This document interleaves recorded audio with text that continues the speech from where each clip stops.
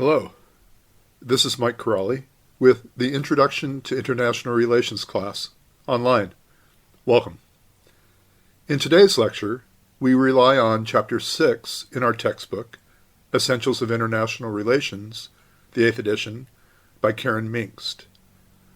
Looking at Chapter 6, titled War and Security, where it addresses elements of international relations that include military security and war, the definition and types of war, which naturally include interstate war, intrastate war, unconventional warfare including terrorism, and cyber warfare.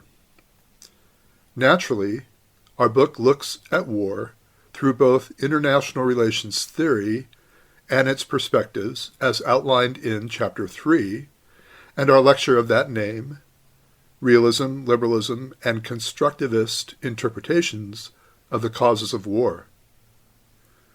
You'll find that many of the key terms found in our textbook on page 231 are covered at length in this recorded lecture, namely arms control, asymmetric conflict, interstate and intrastate war, national security, and disarmament. My fervent hope and my expectation is that you, the student, will have read Chapter 6, and perhaps, having taken the quiz in the Canvas platform, you will be prepared to listen to this lecture with definitions and understanding of the complex topics being covered already under your belt. That being said, using our textbook as a preparatory exercise, indeed as a springboard, we launch in today's lecture where we will examine war and security in a much deeper, cohesive manner, drawing on our ideological levels of analysis as covered in Chapter 4, which include, as you remember, individual, group, system, and global considerations, while also drawing from our lecture in Chapter 2. You may remember the historical context of IR. In other words, we're going to draw on all our work heretofore as we begin a study of Russia, its history and formation, and then turn our attention to the EU, the European Union, and its history and formation as well. Also, quickly going over the birth and evolution of the North Atlantic Treaty Organization, known as NATO, as well as its counterpoint, the Warsaw Pact, before turning our attention to the Russian invasion of Crimea in 2013 and 2014. So again, in this lecture, based on Chapter 6, we are going to use Russia, the EU, NATO, and the Russian invasion of Crimea as a case study to examine war and security as described in our textbook. Our seminar question will be found at the end of today's lecture. Russia is a fascinating land with millennia of history, tradition, and deep culture. We know it to be the largest country in the world. However, its population estimate is 148 million people, surely not one of the most populous nations in the world, because Russia is one of the most sparsely populated countries, and its population is predominantly urban. Russia's landmass is spread out across 11 time zones. Economically, it's the 15th largest global economy after Italy and Canada. Russia is bounded by the Arctic Ocean to the north and the Pacific Ocean to the east. The Ural Mountains divide the Eurasian continent and Russia between Europe and Asia. Russia shares borders with 13 other countries. Some of the major geographical qualities of Russia include, obviously, its immense territorial state, the fact that it is the northernmost large and populous nation in the world, that it is a former world colonial power, that it has a comparatively small but concentrated population. By virtue of that concentrated population, it enjoys concentrated development. We know that it is a vastly multicultural state, although we know it has minimal year-round ports, because it has a climate that is restrictive by virtue of its northernmost expanse, giving it a very short growing season and makes it drought-prone. Russia's history seems to feel like a recurring theme. Beginning our look back, we start in the year 862 CE with the founding of Kievan Rus by the Viking Rurik. By the mid-13th century, we find the invasion of the Mongol horde that's going to last 200 years. In 1480, we're going to find Moscow liberated from the Tartar or the Mongol yoke by virtue of Ivan the Great, who lived from 1440 to 1505, who led the rebellion against the Tartars, the Mongols, and laid the foundations for the Russian state. His grandson, Ivan the Terrible, or Ivan the Fourth, living from 1530 to 1584, expanded Russia into the Siberian region. In 1613, the Rurik dynasty, going back to 862, finally ends, and the dynasty of Michael Romanov, or the Romanov dynasty, the Romanovs that we're used to hearing, begins in 1613. One of the most famous Romanovs, Peter the Great, refocuses Russia's orientation from east to west. Peter the Great spent a good part of his life traveling in Western Europe and in England, seeking education and insights and inventions and industrial processes to bring back to Russia for Russia's betterment. It is safe to say that Russia has been under authoritative rule for most of its history. Its early monarchs, followed by the rule of the czars, led the Russian people to embrace authoritarianism. As a country ruled by the czars, we understand that the word czar is the Russian equivalent for the Latin Caesar, since in the evolution of power, we see the locus of what had been the Roman Empire going from Rome to Constantinople, and then from Constantinople through the efforts of the Orthodox Church up to Moscow. So the Tsar then represents Caesar in the true Roman sense.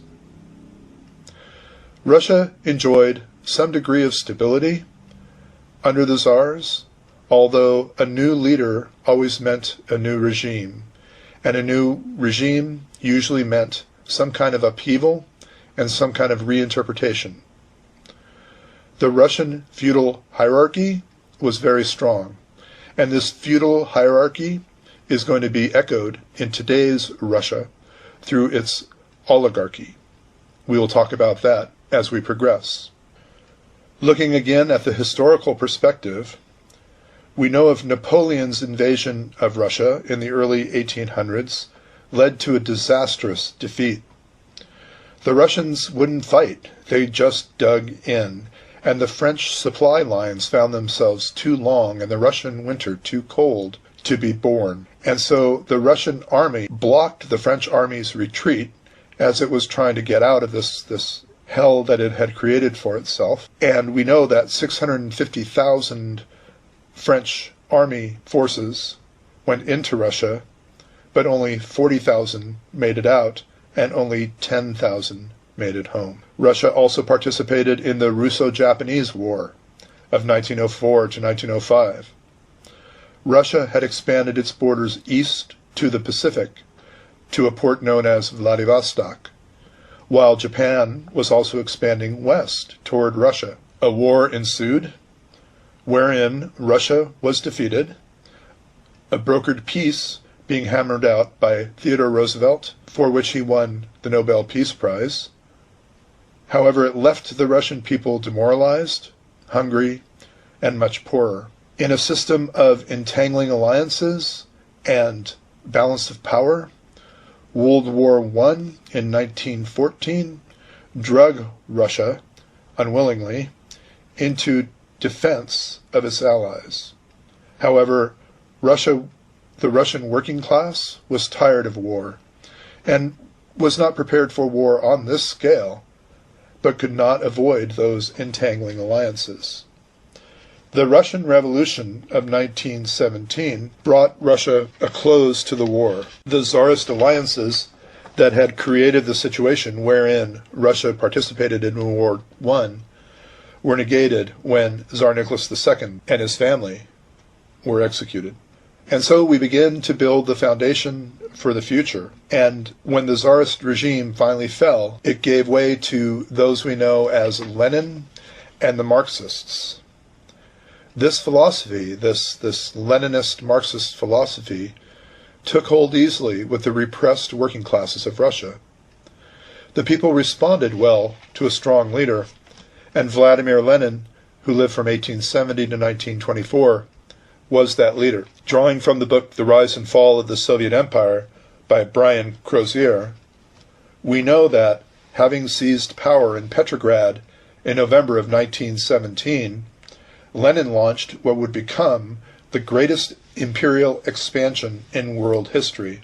Unlike most of the great conquerors before him, such as Alexander the Great, Julius Caesar, Genghis Khan, or even Napoleon, Lenin himself never led troops into action. Instead, he incited them.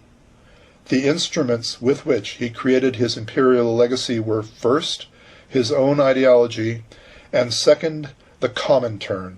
The ideology was Marxism-Leninism, and his own interpretation of the philosophy of Karl Marx. The Comintern, or the Communist International, was a Soviet-controlled association of national communist parties, and it was Lenin's device for spreading the ideology to all countries of the world. Lenin did not live to see the full fruits of his efforts. When he died, physically and mentally incapacitated, in January 1924, Russia's hold extended only to the limits of the Tsarist Empire that he had restored, from the Ural Mountains in the west to the Bering Sea in the far east.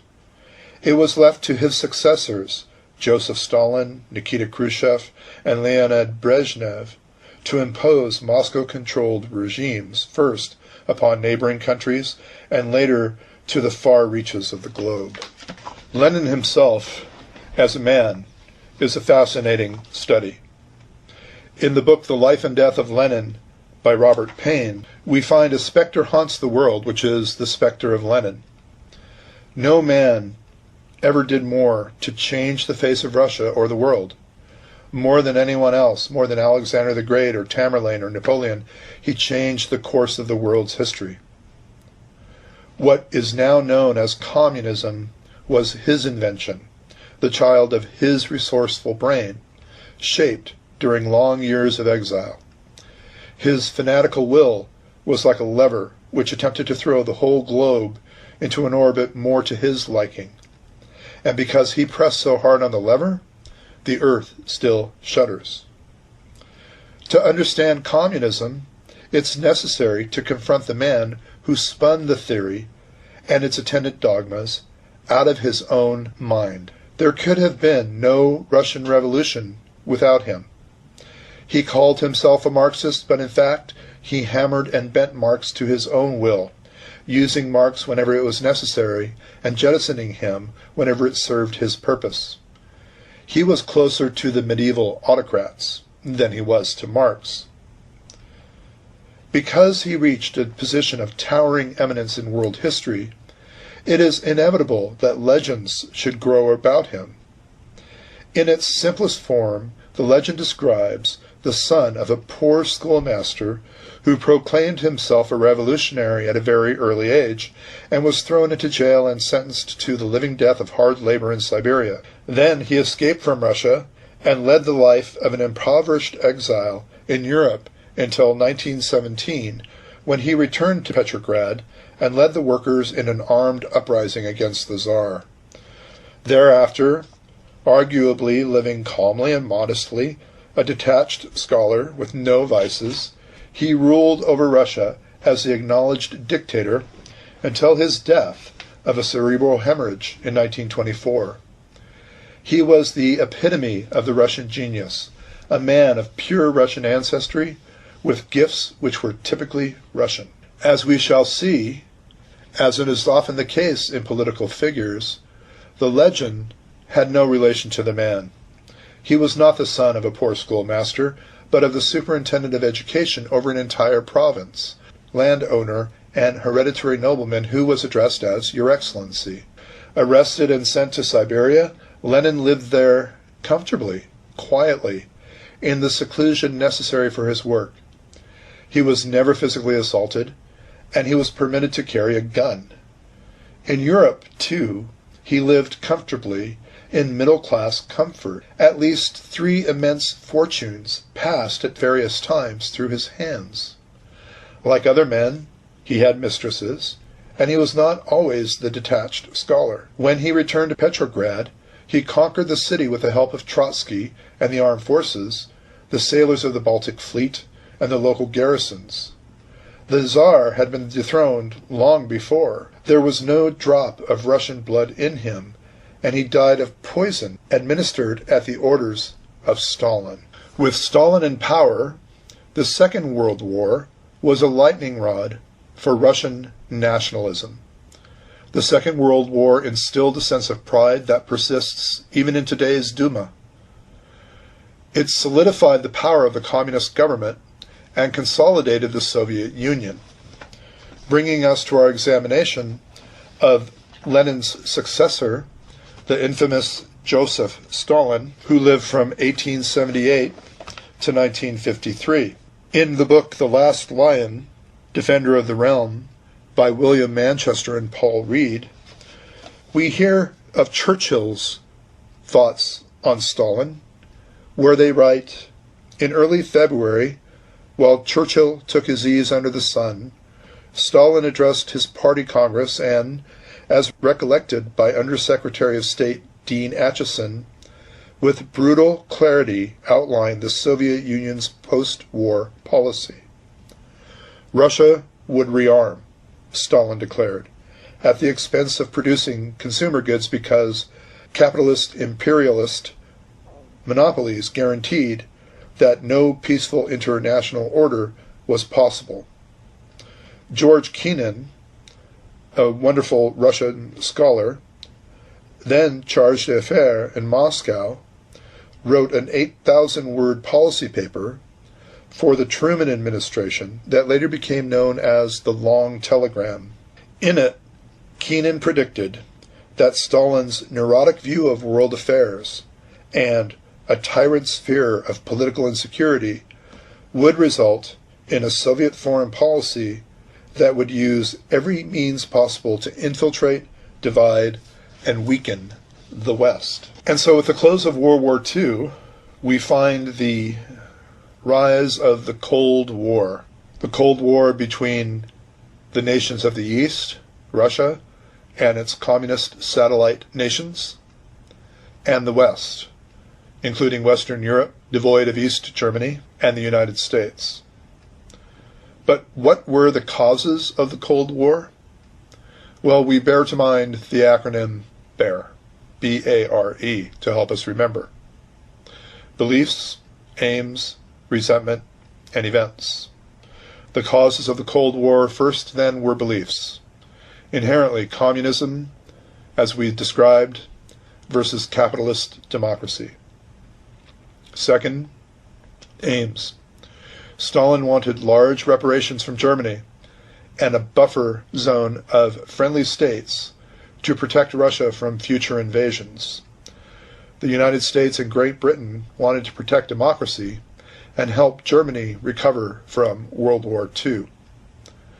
And so the carving up of Berlin between originally Russia, Great Britain, and the United States, and then United States giving part of its area to France, created the basis for the West Germany, East Germany demarcation, culminating in the building of the Berlin Wall, and the Cold War. Another cause of the Cold War, resentment. The Soviets could not forget that the US and Great Britain tried to interfere in the Russian Revolution, and they believed they waited too long to get into the war. Great Britain and the United States could not forget Russia pulling out of World War I, or that Stalin himself had signed a non-aggression pact with Hitler in 1939. The final cause of the Cold War, perhaps the most important, are events. We're going to be going into each of these individually, but just as a short list. We have the Yalta Conference. We have the United States getting the bomb. We have the Iron Curtain speech. We have the Truman Doctrine, the Marshall Plan, the birth of NATO, the Korean War, the birth of the Warsaw Pact, Vietnam, the Bay of Pigs, the Cuban Missile Crisis, and the Berlin Wall. And so the 1945 Yalta Conference was held in Yalta in the Crimea, part of Ukraine, where Joseph Stalin hosted Franklin Delano Roosevelt, the United States President, and Winston Churchill, the Prime Minister of the United Kingdom, as the presumptive victors of World War II, to talk about a post-hostility peace and to build a post-hostility world. It was decided at Yalta what to do with Germany after World War II. The decision was to split Germany initially into 3 areas and then into 4. And so the 3 areas first were the UK, Russia, and the United States. And then the United States giving part of its area over to France's authority, which Churchill had petitioned for, but Stalin was dead set against. Stalin felt that France had dropped its arms and ran away in the face of the Germans and didn't deserve any kind of post-war recognition. The United States and Great Britain obviously felt differently. So the Russians saw this as evidence of Western betrayal. This belief, held by countries such as Poland, Slovakia, Romania, and the Czech Republic, is rooted in the belief that the Allied powers, the United States, Great Britain, despite venerating democratic principles and signing numerous pacts and military agreements, allowed smaller countries to be controlled by and or made communist states of the Soviet Union. At the Yalta Conference, the Big Three attempted to sacrifice the freedom for the stake of civility. And what isn't mentioned in this is Poland and the government of Poland and of Romania, that the Soviets closely coordinated, making sure to install Russia-friendly governments in those nations. Finally, Russia's partition of Poland and Russia's influence over Poland went against the United States and Great Britain because it was for Poland, if one remembers our World War II history, that Great Britain and eventually the United States had come into the war against Hitler to protect. We also know that in 1945, the U.S. drops the bomb on Japan.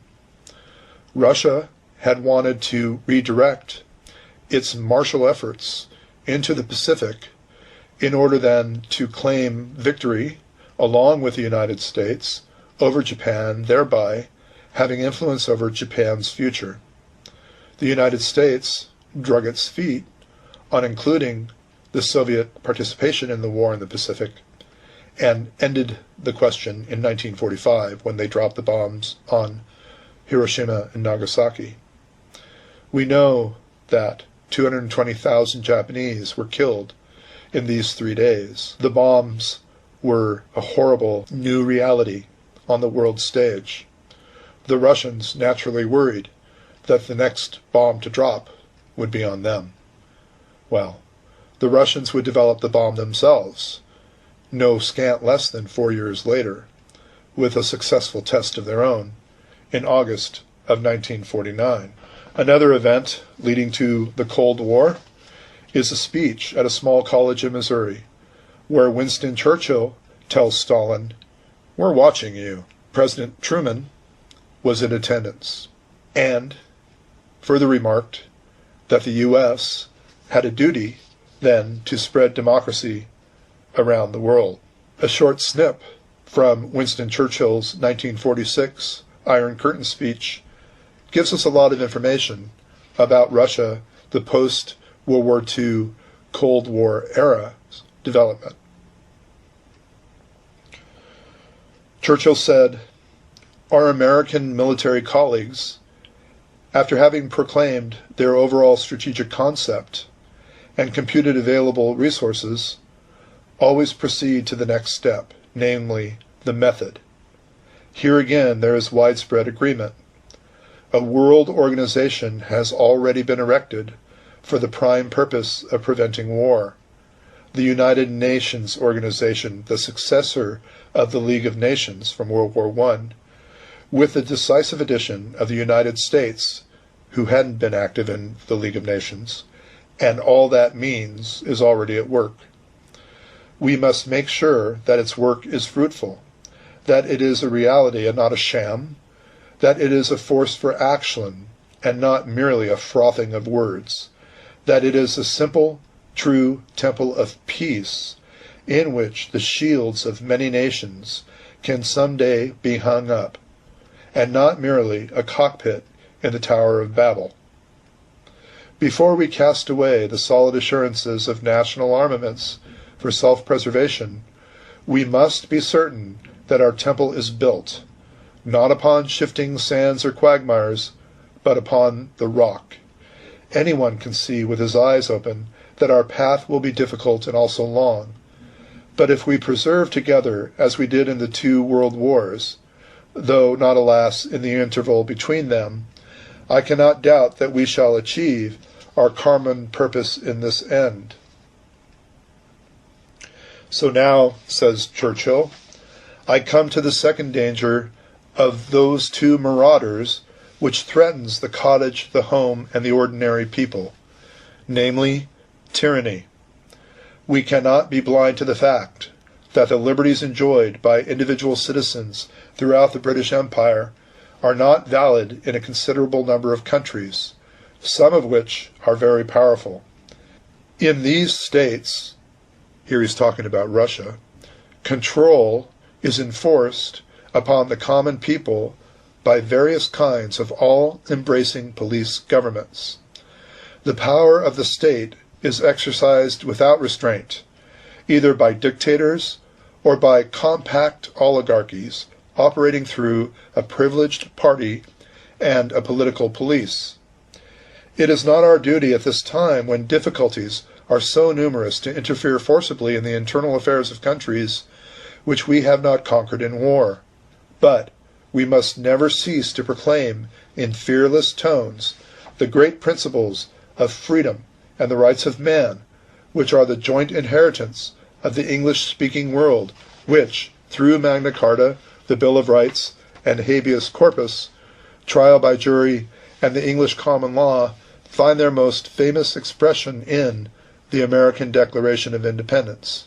All this means that people of any country have the right and should have the power by constitutional action, by free unfettered elections with secret ballot, to choose or change the character or form of government under which they dwell. That freedom of speech and thought should reign. That courts of justice, independent of the executive, unbiased by any party, should administer laws which have received the broad assent of large majorities, or are consecrated by time and custom. Here are the title deeds of freedom, which should lie in every cottage home. Here is the message of the British and American peoples to mankind. Let us preach what we practice. Let us practice what we preach. So this is Churchill's 1946 Iron Curtain speech, another event that led to the Cold War. As I said, President Truman was in attendance during Prime Minister Churchill's speech, the result being the 1947 Truman Doctrine and the Marshall Plan. So, in the Secretary of State, we have Dean Acheson. We'll be talking about him a good deal in other lectures in this course. Dean Acheson, then, proposed that there were 3 methods of dealing with communism. One was containment. 2 was to let communism grow and to let it fall from its inevitable overexpansion. The third was to work quietly behind the scenes for dove ascendancy in the Kremlin. What that means is looking for internal people in the Kremlin, in the Russian government, who weren't as opposed to the United States, who weren't as opposed to peace, and to help them rise to positions of authority in the Communist Party. So again, containment, to let it grow and fall from overexpansion, or to work for dove ascendancy in the Kremlin. Well, the Truman Doctrine then is going to support democracies, self-determination. Anybody who is being threatened by communist takeover against their will then is guaranteed the support of the United States. We also needed to put money where our mouth was. And we'll talk more about the Marshall Plan in other lectures in this course, but suffice it to say that the Marshall Plan then was named for another Secretary of State, George Marshall, who was a former general, who took the name Marshall Plan to present this idea to Congress because Truman, for whom he worked, knew that he was so unpopular in Congress that if it had the Truman Plan attached to it, it would fail just by virtue of his name. So they called it the Marshall Plan. The idea was to rebuild Europe by providing billions of dollars in aid, both monetary and in export aid, to get the starving peoples of Europe back up on their feet and to start building the infrastructure again. As we're going to see, the Marshall Plan is going to result in the European Union.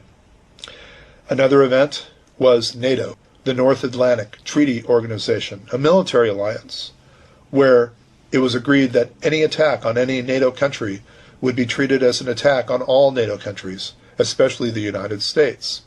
And so this sought to protect the countries of Western Europe with the umbrella of United States force, and specifically North American nuclear arms.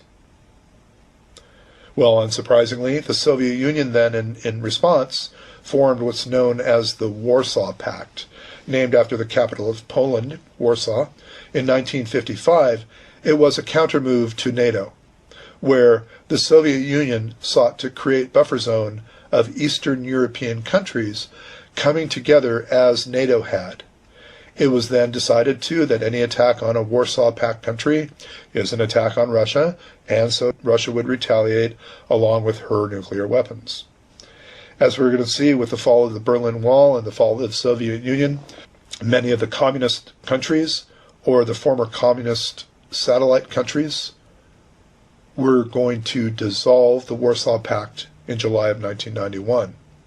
2 proxy wars helped solidify the Cold War. The North Korea with Russia and South Korea with the U.S. proxy war, known as the Korean War, and the North Vietnam with China, backed by Russia, and the South Vietnam, the United States. So the Korean War was an effort of the United Nations, and the United States was there by virtue of its participation in the United Nations. However, the Vietnam War was the United States, and the United States then was trying to contain communism. This is known as the domino theory. Truman held this, Kennedy held this, Johnson held this. It is to say that if we let Vietnam fall, if Vietnam becomes communist, if we let the North Vietnamese take over South Vietnam and make it communist, then communism will be established then in Indonesia. If it's established in Vietnam, Laos will fall. If Laos falls, Cambodia will fall. If Cambodia falls, Korea will fall. If Korea falls, Japan will fall. It was a domino effect. And so it was argued that we could have waited, the United States could have waited for expansionism into Laos or into Cambodia. It would have been a different war. The war in Vietnam was a guerrilla war by the North Vietnamese against conventional war of the United States. And so really it was a war of attrition. A war of attrition means that the aggressor, the guerrilla force, simply needs to continue hampering the conventional force, that they can't lose. As long as they continue to nip at it, nip at the superior force, they're winning. They have the superior force where they want them. So really, in the United States then, it was very hard to extricate. Nixon finally extricated the United States out of the... In a marvelous book called Khrushchev Remembers, we look at the biography of Soviet Premier Nikita Khrushchev, and he talks about this in the relationship to Cuba and Soviet expansion into Cuba, resulting in the Bay of Pigs and the Cuban Missile Crisis. Nikita Khrushchev then says, in addition to protecting Cuba, our missiles would have equalized what the West likes to call the balance of power. Their Americans have surrounded our country with military bases and threatened us with nuclear weapons. And now they would learn just what it feels like to have an enemy, missiles pointing at you. We'd be doing nothing more than giving them a little of their own medicine. And it was high time America learned what it feels to have their own land and her own people threatened. We Russians have suffered 3 wars over the last half-century, World War I, the Civil War, and World War II. America has never had to fight a war on her own soil, at least not in the past 50 years. She sent troops abroad to fight in the 2 world wars and made a fortune as a result. America has shed a few drops of her blood while making billions by bleeding the rest of the world dry. Now, I'm not agreeing, obviously, with Premier Khrushchev, but that does really give you a sense of the Russian mentality. And so Russia under the communists, first we take a look at the economy. Although Russia's market system was purely socialistic, the nation became an economic superpower. This is thanks to Stalin, the authoritarian, totalitarian Stalin, who was able then to drag Russia into becoming highly industrialized at the great expense of blood and treasure. They were competing with the United States, and that competition drove the development of many new technologies, especially in the space race. Another important aspect of the Russian society and the Russian zeitgeist is the military and the secret police. Russia became a major military superpower, and many of its generals became extremely influential then in Russian society. The KGB, which is an acronym for the Russian Committee for State Security, was a secret police force who kept a close eye on both the Russian people and on Americans. Through intelligence and internal security, they kept a very, very tight grip on society. Communism then has a continuing effect. Regardless of the fall of communism in 1989 and the breakup of the Soviet Union under Mikhail Gorbachev and Boris Yeltsin during Ronald Reagan and George Herbert Walker Bush's presidencies. Communism's continuing effect in society in Russia, it's still built on the notion that Russia should be a superpower and the U.S. is a grave danger. The people still tend to favor a strong leader as long as he is in the best interests of Russia. Old institutions like the military and the police have eroded, but the corruption evidence therein is still rampant. Also, as we're going to see as we close this part, the former Soviet republics also tend to be very problematic for Russian foreign policy. And so we begin to look at the rise of Vladimir Putin. We're all very familiar with Vladimir Putin's name, and we're going to learn a lot about him and about how he rose to power and why he keeps his hand on the lever of power. So Putin rose to power in 1999, and that rise can be directly linked to the societal upheaval following the fall of the USSR. Remember that Putin was a KGB man, and he was very deeply involved in the KGB processes and infrastructure. Weak leadership under Boris Yeltsin and a floundering economy left an opening for the then unknown Putin in 1999. He promised stability and a stronger state, and he delivered. Putin turned Russia again towards an executive-run nation. His own party, called United Russia, was formed to help ensure his policies would pass through the Duma, or the Legislature. Putin established a firm, strong hold on 2 out of 3 of the branches of government, the executive and the legislature. In order to regain some of Russia's lost lands from the collapse of the Soviet Union, Putin took a major military action against Chechnya in 1994, a breakaway Islamic republic in the south that declared independence in 1992. With a puppet leader in place, Putin claimed a victory for Russia and began forming his image as a decisive leader. Realizing Russia's major energy potential, Putin has taken large steps toward increasing the nation's oil production, becoming a major oil supplier to the world. Putin has also begun rearming the country's military to the Soviet Union's levels in an attempt to reestablish the nation as a superpower. A citation from the International Monetary Fund says that Russia spent $166 billion in 2019.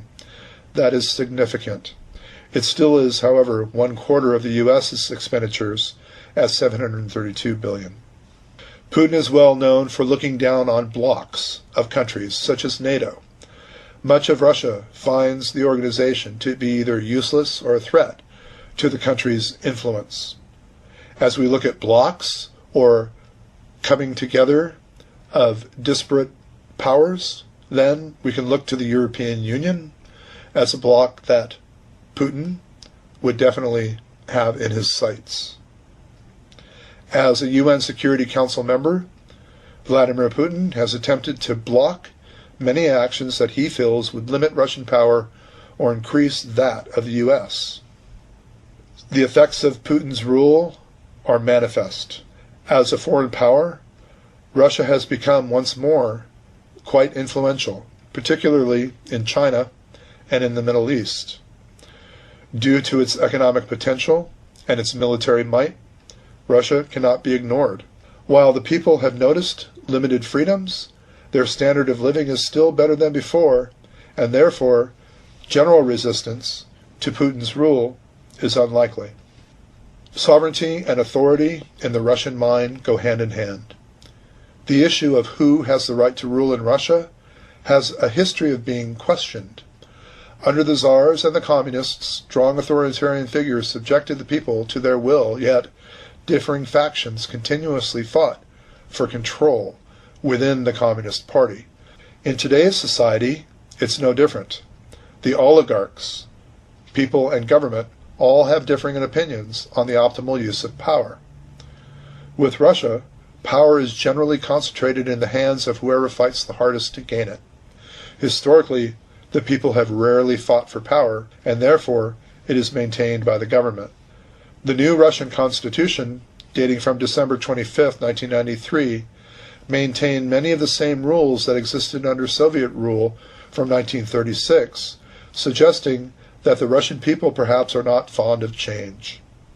It did, however, establish a 3-branch federal system that would promote a democratic style of government and ensure the rights of the people would be protected. So when you look at the executive branch, Russia has a president who is the chief executive and holds power similar to the United States president.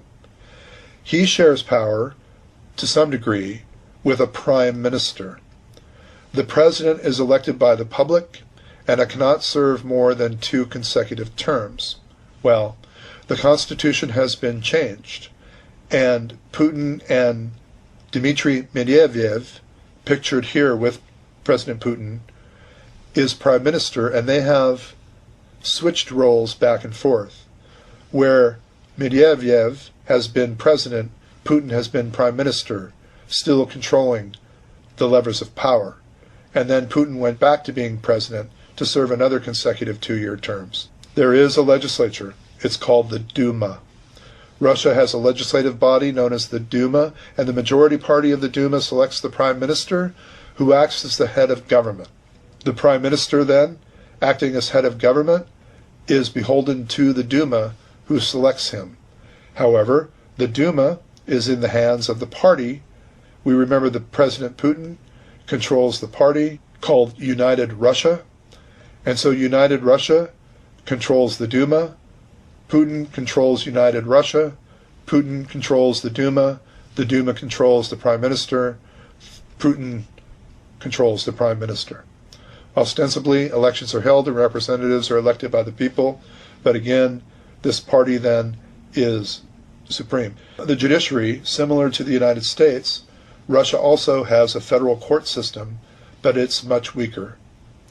It still maintains the Soviet judicial legacy. The court system is an arm of the government and essentially does the bidding of those in power. And so, ostensibly, judicial review is present, but the court rarely overturns laws, and if so, they are rarely enforced then by the government. As I mentioned, Russia has multiple political parties, although only few are consistently represented in the Duma, other than the United Russia Party. Most ideologies are represented, although some more often than others. Again, the parties then would include United Russia, which is the vehicle of Putin's ideology, but still there is a Communist Party, that is a leftist party and holds the remnant of the Soviets. There is a Liberal Democratic Party that supports the working class but is very nationalistic. There is the Motherland People's Patriotic Union, which is in favor of democracy and morality to form a stronger state. And then you have the Union of Right Forces, which is a pro-market, pro-democratic reform party. We know that culture manifests in politics. Political culture in any country hinges on the core value of the nation's people.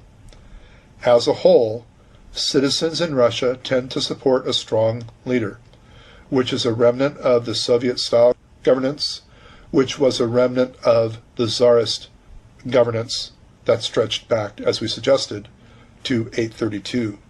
Any leader who proposes a stronger Russian state is naturally going to be favored. Hence, the majority of political parties do not favor democratic or free market reform. The media helps the spread of ideas, such as Western values and images of globalization.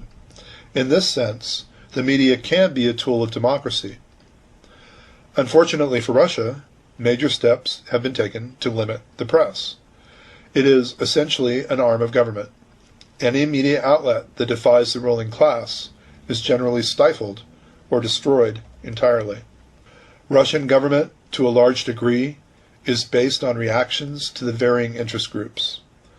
Oligarchs and the political elite wield a huge amount of power, and the government must choose to crack down on them or give in to their lobbying. And so obviously the oligarchs are very influential in government. With the oligarchs, we understand there is a large amount of corruption in Russian politics. Corruption, particularly among the police, plays a huge role in Russian society. Culture has been developed, both by corruption and by the Soviet bureaucracy, to view government as something to be avoided rather than followed. Although great power is placed in the executive, at local levels the government is largely ignored. There are cultural influences to be examined. Putin's decisive actions as an executive have reconsolidated power, and the public generally approves. The public policy mechanism is essentially carried out by Putin alone and enforced by the rest of the government. Yet, in a similar fashion to all of Russian history, the public allows the executive to take a strong role in the formulation of policy. And so, we look today then at current policy issues in Russia. First and foremost, economic. Russia struggles still to regain its economic power from its old Soviet days. It is a major energy exporter, as we discussed earlier, and the economy has been centralized to a degree by Vladimir Putin. Standards of living have improved with the introduction of free market reforms, but progress is so slow. Looking at the social components, especially in comparison with their former situation, most citizens in Russia have more freedoms and live better under democracy. Corruption and the income gap still persist, which essentially undermines any effort by the government. People are free to participate in politics, yet many outsiders worry that representation in Russia is to some degree fixed. Although the Cold War is over, tension between Russia and the US and Russia and Western Europe are still present. Yet, Russia also faces threats from China, India, and the Arab nations. Despite the efforts of the government, Western culture has invaded Russia, and the democratic thought processes will continue to shape policy. The economy has become much more linked to the world's economy, and Russia must consider the reactions of rival nations, especially the United States, the European Union, and China, to any bold policy change. Investment with large economic organizations to a degree limits what Russia can do, but as the world economy evolves, so must Russia. Organizations such as NATO continue to be a sore spot for Russia, and many citizens feel as if the world is under the thumb of the US. And so we listen carefully to remarks from Vladimir Putin about NATO, and we look at remarks from any other world leader about NATO and NATO's efficiency and its effectiveness, with an eye to Vladimir Putin's discountencing blocs such as NATO, and NATO specifically. Any belligerence on the part of Putin is frowned upon by the rest of the world. But within Russia, the public seems to feel more comfortable with a strong executive in charge. Then, looking to the future. Democratization has been moderately successful following the Soviet Union's fall. People enjoy greater power and influence, coupled with a capitalist economy.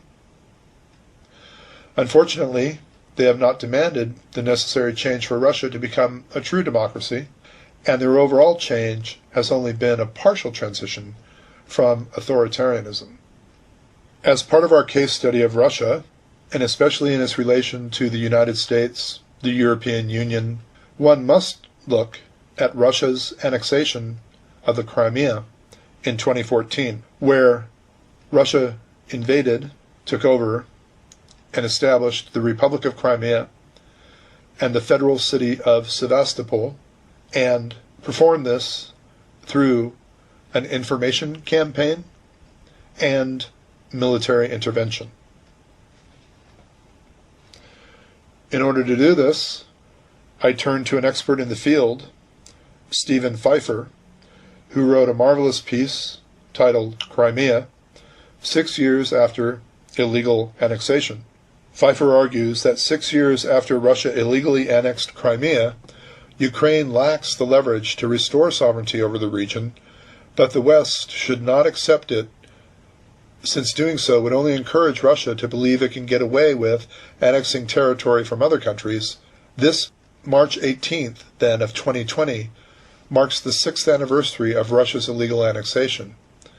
Attention now focuses on the Russian-Ukrainian conflict in Donbass, a conflict that has taken some 14,000 lives, but Moscow's seizure of Crimea, the biggest land grab in Europe since World War II, has arguably done much more damage to Europe's post-Cold War security order. Ukraine lacks the leverage to restore sovereignty over Crimea, at least for the foreseeable future. But that does not mean the West should accept it. Doing so might only encourage the Kremlin to believe that taking the territory of other countries is an action they can get away with. Ukraine's Maidan Revolution ended in late February 2014, when the Rada, Ukraine's parliament, appointed an acting president and acting prime minister to take charge. They made clear their intention to draw Ukraine closer to Europe by signing an association agreement with the European Union. Almost immediately thereafter, armed men began occupying key facilities and checkpoints on the Crimean Peninsula. Clearly professional soldiers, by the way they handled themselves and their weapons, they wore Russian combat fatigues with no identifying insignia. Ukrainians called them little green men. Vladimir Putin at first flatly denied that these were Russian soldiers, only to later admit that they were, and award commendations to their commanders. The sizable Ukrainian military presence in Crimea stayed in garrison. If shooting began, Kiev, the capital of Ukraine, wanted the world to see the Russians fire first. Ukraine's Western partners urged Kiev not to take precipitate action. Since many enlisted personnel in the Ukrainian ranks came from Crimea, Ukrainian commanders probably had less than full confidence in the reliability of their troops. Things moved quickly. By early March, Russian troops had secured the entire peninsula. On March 6th, the Crimean Supreme Council voted to ask to accede to Russia. The council scheduled a referendum for March 16th, which offered two choices: join Russia or return to Crimea's 1992 constitution, which gave the peninsula significant autonomy. Those who favored Crimea remaining part of Ukraine under the current constitution had no box to check. The conduct of the referendum proved chaotic and took place absent any credible international observers. Local authorities reported a turnout of 83%, with 96.7% voting to join Russia. The numbers seemed implausible, given that ethnic Ukrainians and Crimean Tatars accounted for almost 40% of the peninsula's population. 2 months later, a leaked report from the Russian President's Human Rights Council put turnout only at about 30%, with about half of those voting to join Russia. On March 18th, Crimean and Russian officials signed the Treaty of Accession of the Republic of Crimea to Russia. Putin ratified the treaty 3 days later. Moscow maintains an historical claim to Crimea. The Russians colonized Crimea during the reign of Catherine the Great, and they found Sevastopol, the peninsula's main port and largest city, to be the home port for the Russian Black Sea Fleet. Following the establishment of the Soviet Union, Crimea was part of the Russian Soviet Federative Socialist Republic until 1954, when it was transferred administratively to the Ukrainian Soviet Socialist Republic. It is also true that Crimea in 2014 had an ethnic Russian majority of about 60%, the only part of Ukraine where ethnic Russians constituted the majority. But it is equally true that, when the Soviet Union collapsed in December of 1991, the resulting independent states recognized one another in their then existing borders. Russia's seizure of Crimea from Ukraine violated, among other agreements, the UN Charter, the 1975 Helsinki Final Act, the 1994 Budapest Memorandum of Security Assurances for Ukraine, and the 1997 Treaty on Friendship, Cooperation and Partnership between Ukraine and Russia. Moscow expressed concern about the fate of ethnic Russians in Crimea, but no evidence showed any threat to them. The Russian government justified the referendum and annexation as an act of self-determination, though it appears that well less than half of the Crimean population actually voted to join Russia. In any case, the Kremlin applies the principle of self-determination selectively. Moscow responded to the desire of Chechens for independence from Russia after the Soviet collapse with 2 bloody conflicts. It appears that domestic politics provided one motive behind Putin's decision to seize Crimea. He returned to the presidency in 2012 with an economic situation much weaker than during his first 2 terms as president, from 2000 to 2008. Instead of being able to cite economic growth and rising living standard, he based much of his re-election appeal on Russian nationalism. Seizing Crimea in a quick and relatively bloodless operation proved very popular with the Russian public. Putin's approval rating climbed accordingly. Crimea has undergone significant changes over the past 6 years. A large number of ethnic Ukrainians and Crimean Tatars, some put the total at 140,000, have left the peninsula since 2014. Crimean Tatars complain of intimidation and oppression as one reason for moving. During the same period, some 250,000 people have moved from Russia to Crimea. This inflow has included troops and sailors as the Kremlin has bolstered the Russian military presence on the peninsula, deploying new submarines, service combatants, and combat aircraft, among other things. The economic picture is mixed. Trying to create a success story, Moscow has poured in more than $10 billion in direct subsidies, as well as funding major construction and infrastructure projects, such as the highway and railroad bridges that now cross the Kerch Strait to link Crimea directly to Russia.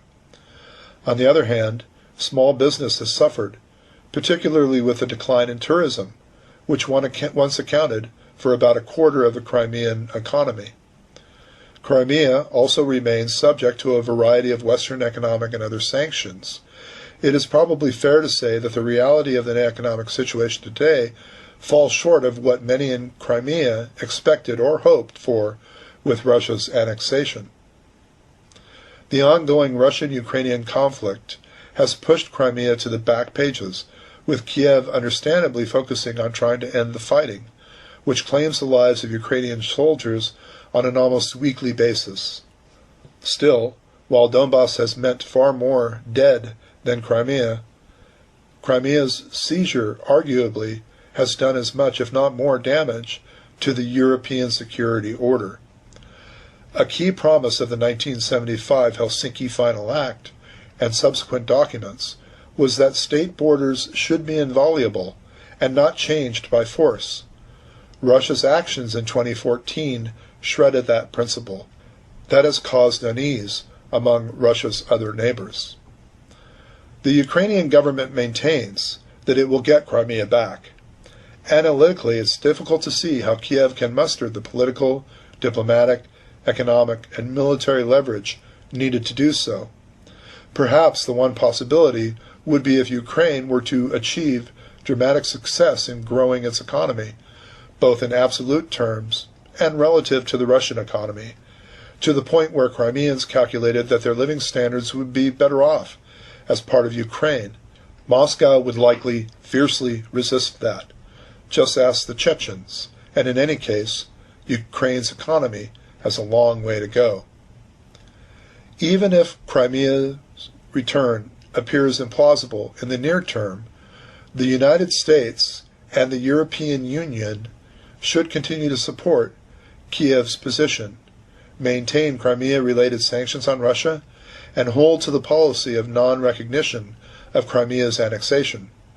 Moscow should pay some price for its use of military force to seize the peninsula. That's the right thing to do for Ukraine, for the European Union's security order, and for dissuading the Kremlin from trying land grabs elsewhere. The West should also remember the case of the Baltic states. For 5 decades, the United States and other European countries refused to recognize their incorporation into the Soviet Union. For most of that time, the Baltics regaining independence seemed implausible until it happened.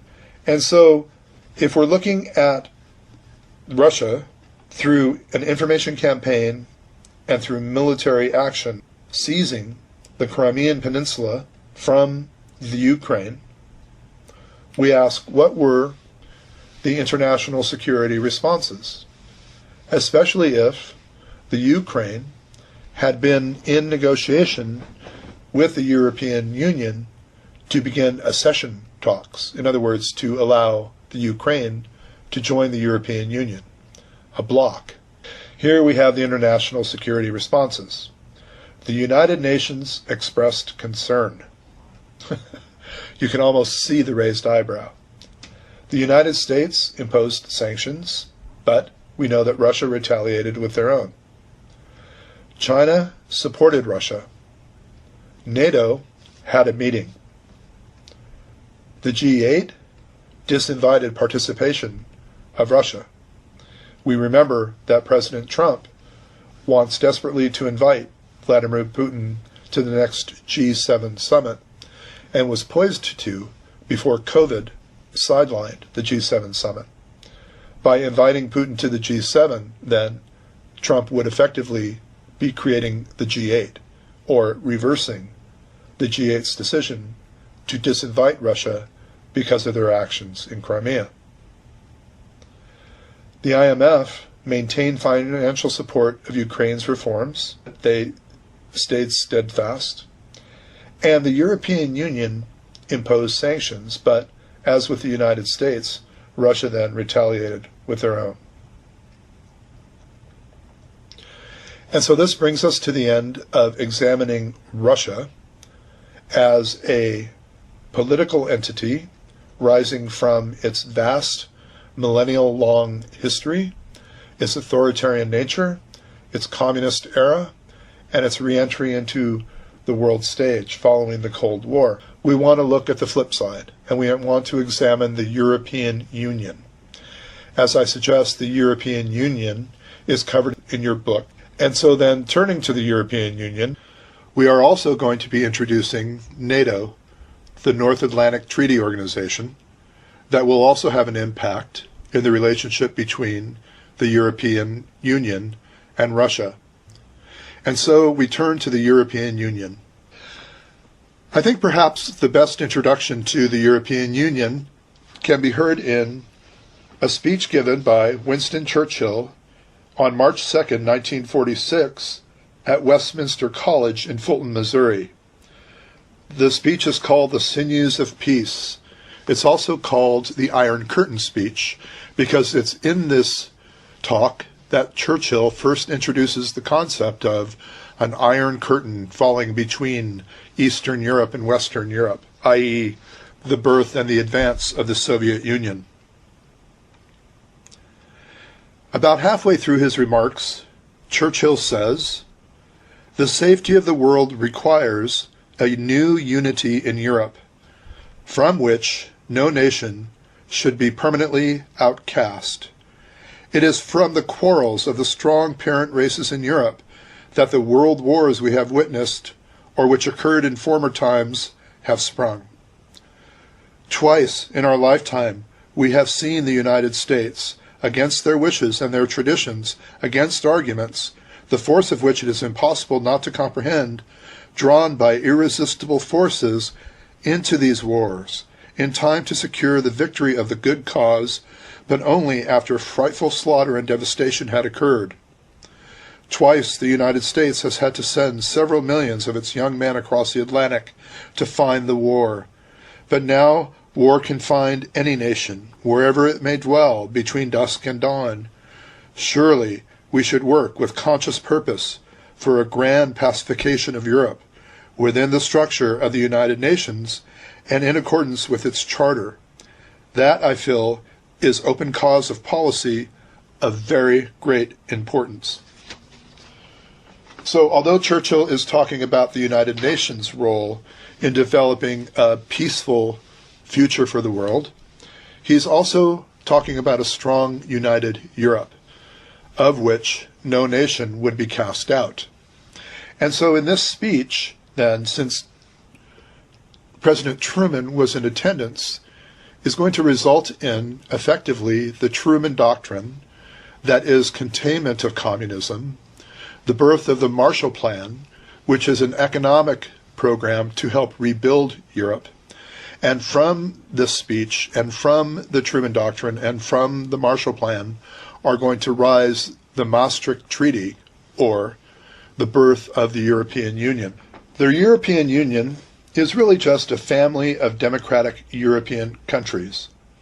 It is not a state in the traditional sense, nor is it intended to replace any existing state.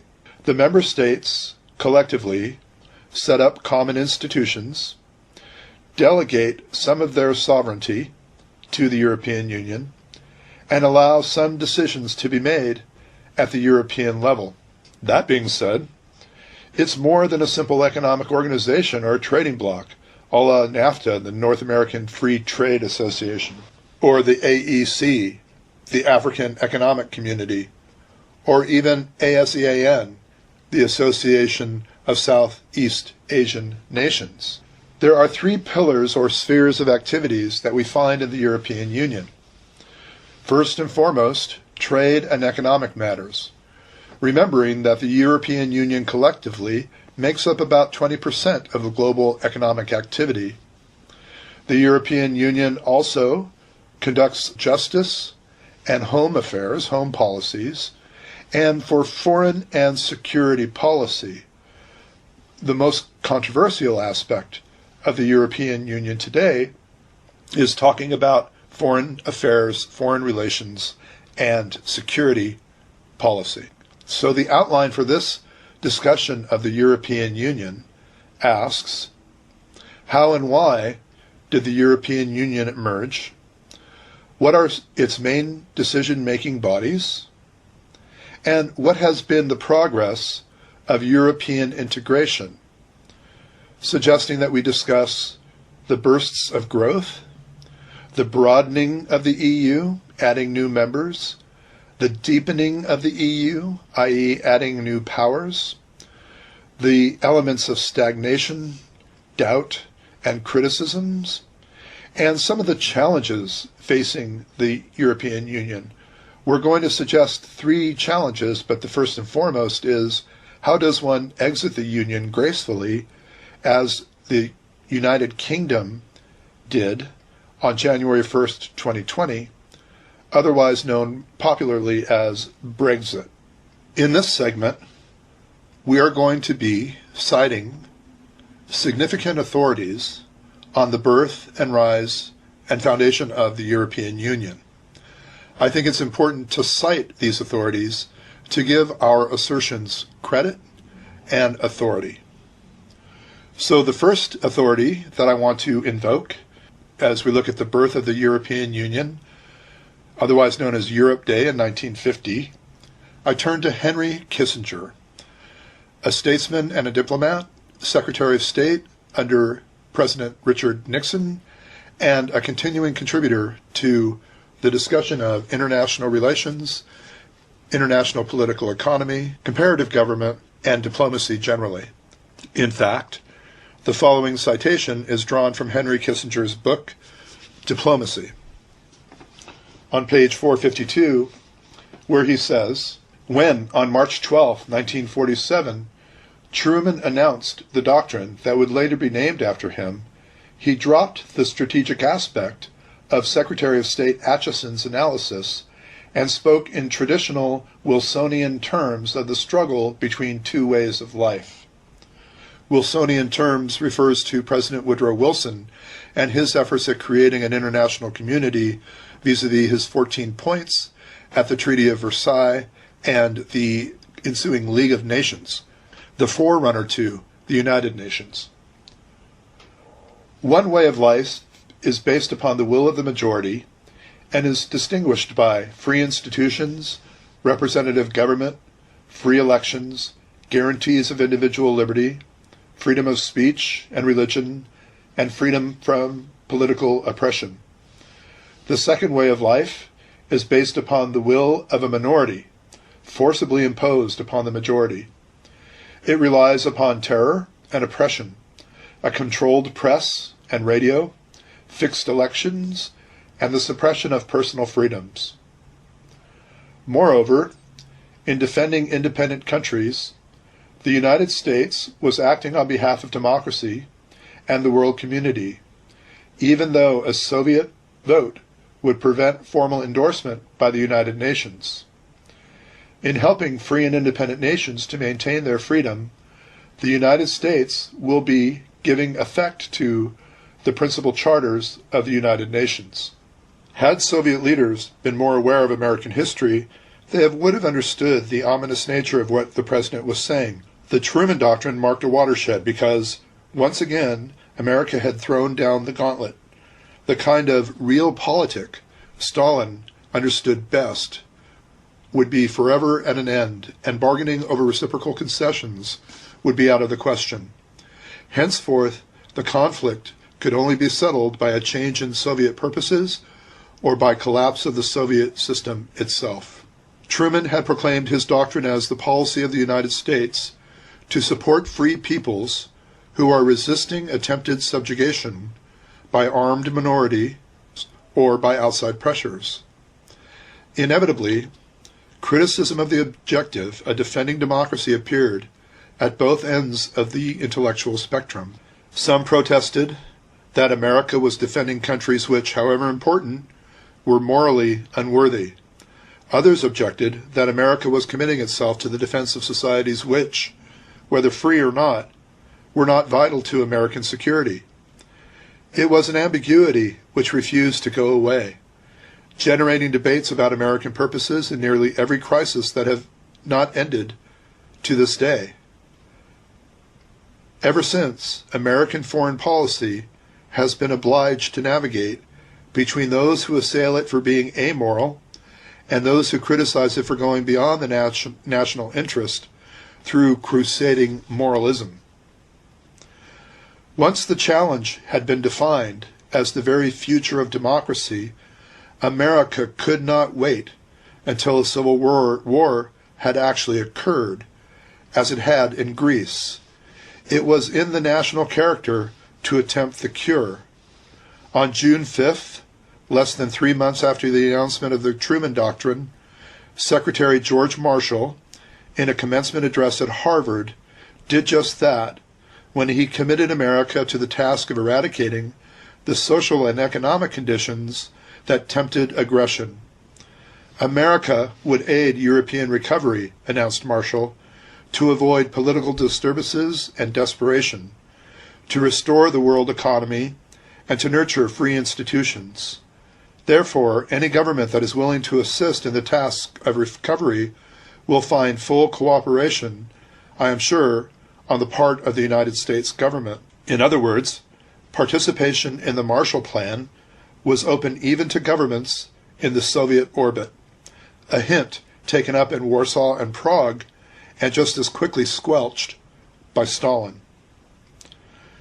Only a country as idealistic, as pioneering, as relatively inexperienced as the United States could have advanced a plan for global economic recovery based solely on its own resources. And yet, the sweep of that vision elicited a national commitment which would sustain the generation of the Cold War through its final victory. The program of economic recovery, said Secretary Marshall, would not be directed against any country or doctrine, but against hunger, poverty, desperation, and chaos. Just as when the Atlantic Charter had been proclaimed, a global crusade against hunger and despair was found to be more persuasive to Americans than appeals to immediate self-interest or the balance of power. And so we're talking about the destruction caused by World War II and the ensuing famine, disease, and lack of infrastructure. In looking at containment, Truman, in his Truman Doctrine, sought to stop the Soviet advance. The Soviet advance into Czechoslovakia, into Poland, and into the Eastern European nations, dripping down through the Balkans along the Dalmatian coast, bringing more and more Eastern European and Central European nations into its sphere. The Truman Doctrine sought to ennoble and encourage domestic democratic values, and he backed that up then with the Marshall Plan of 1948. And the Marshall Plan, as we suggest, is foundational to the birth of the European Union. In looking at the birth of the Marshall Plan, I turned to another book, this one by Dean Acheson, Acheson. Dean Acheson wrote Present at the Creation, My Years in the State Department. Again, he was Secretary of State under President Truman, and he was the one who was going to help give birth to the Marshall Plan and the Truman Doctrine. In his Pulitzer Prize-winning book, Acheson explains, Europe and Asia were in a state of utter exhaustion and economic dislocation, resulting from the planned scientific destruction carried out by both sides during the war, as well as the fact that Germany and Japan, two of the greatest workshops of Europe and Asia, had not yet begun the process of reconstruction, and the unprecedented natural disasters of the last two terrible winters. There were terrible winters following the conclusion of the war and great famine ensuing. The result had been that the world needed and should receive in 1947 exports from the United States, the only source of $16 billion, or 4 times that of our pre-war exports, and could find imports to the United States with which to pay for them of only half that sum. The deficit would be made up by loans and grants from us and the remaining financial reserves of the stricken country, leaving them bankrupt and hopeless. These means of meeting the deficit after the current year would no longer be available. We should therefore increase imports as much as possible to close the gap and find new methods of financing it.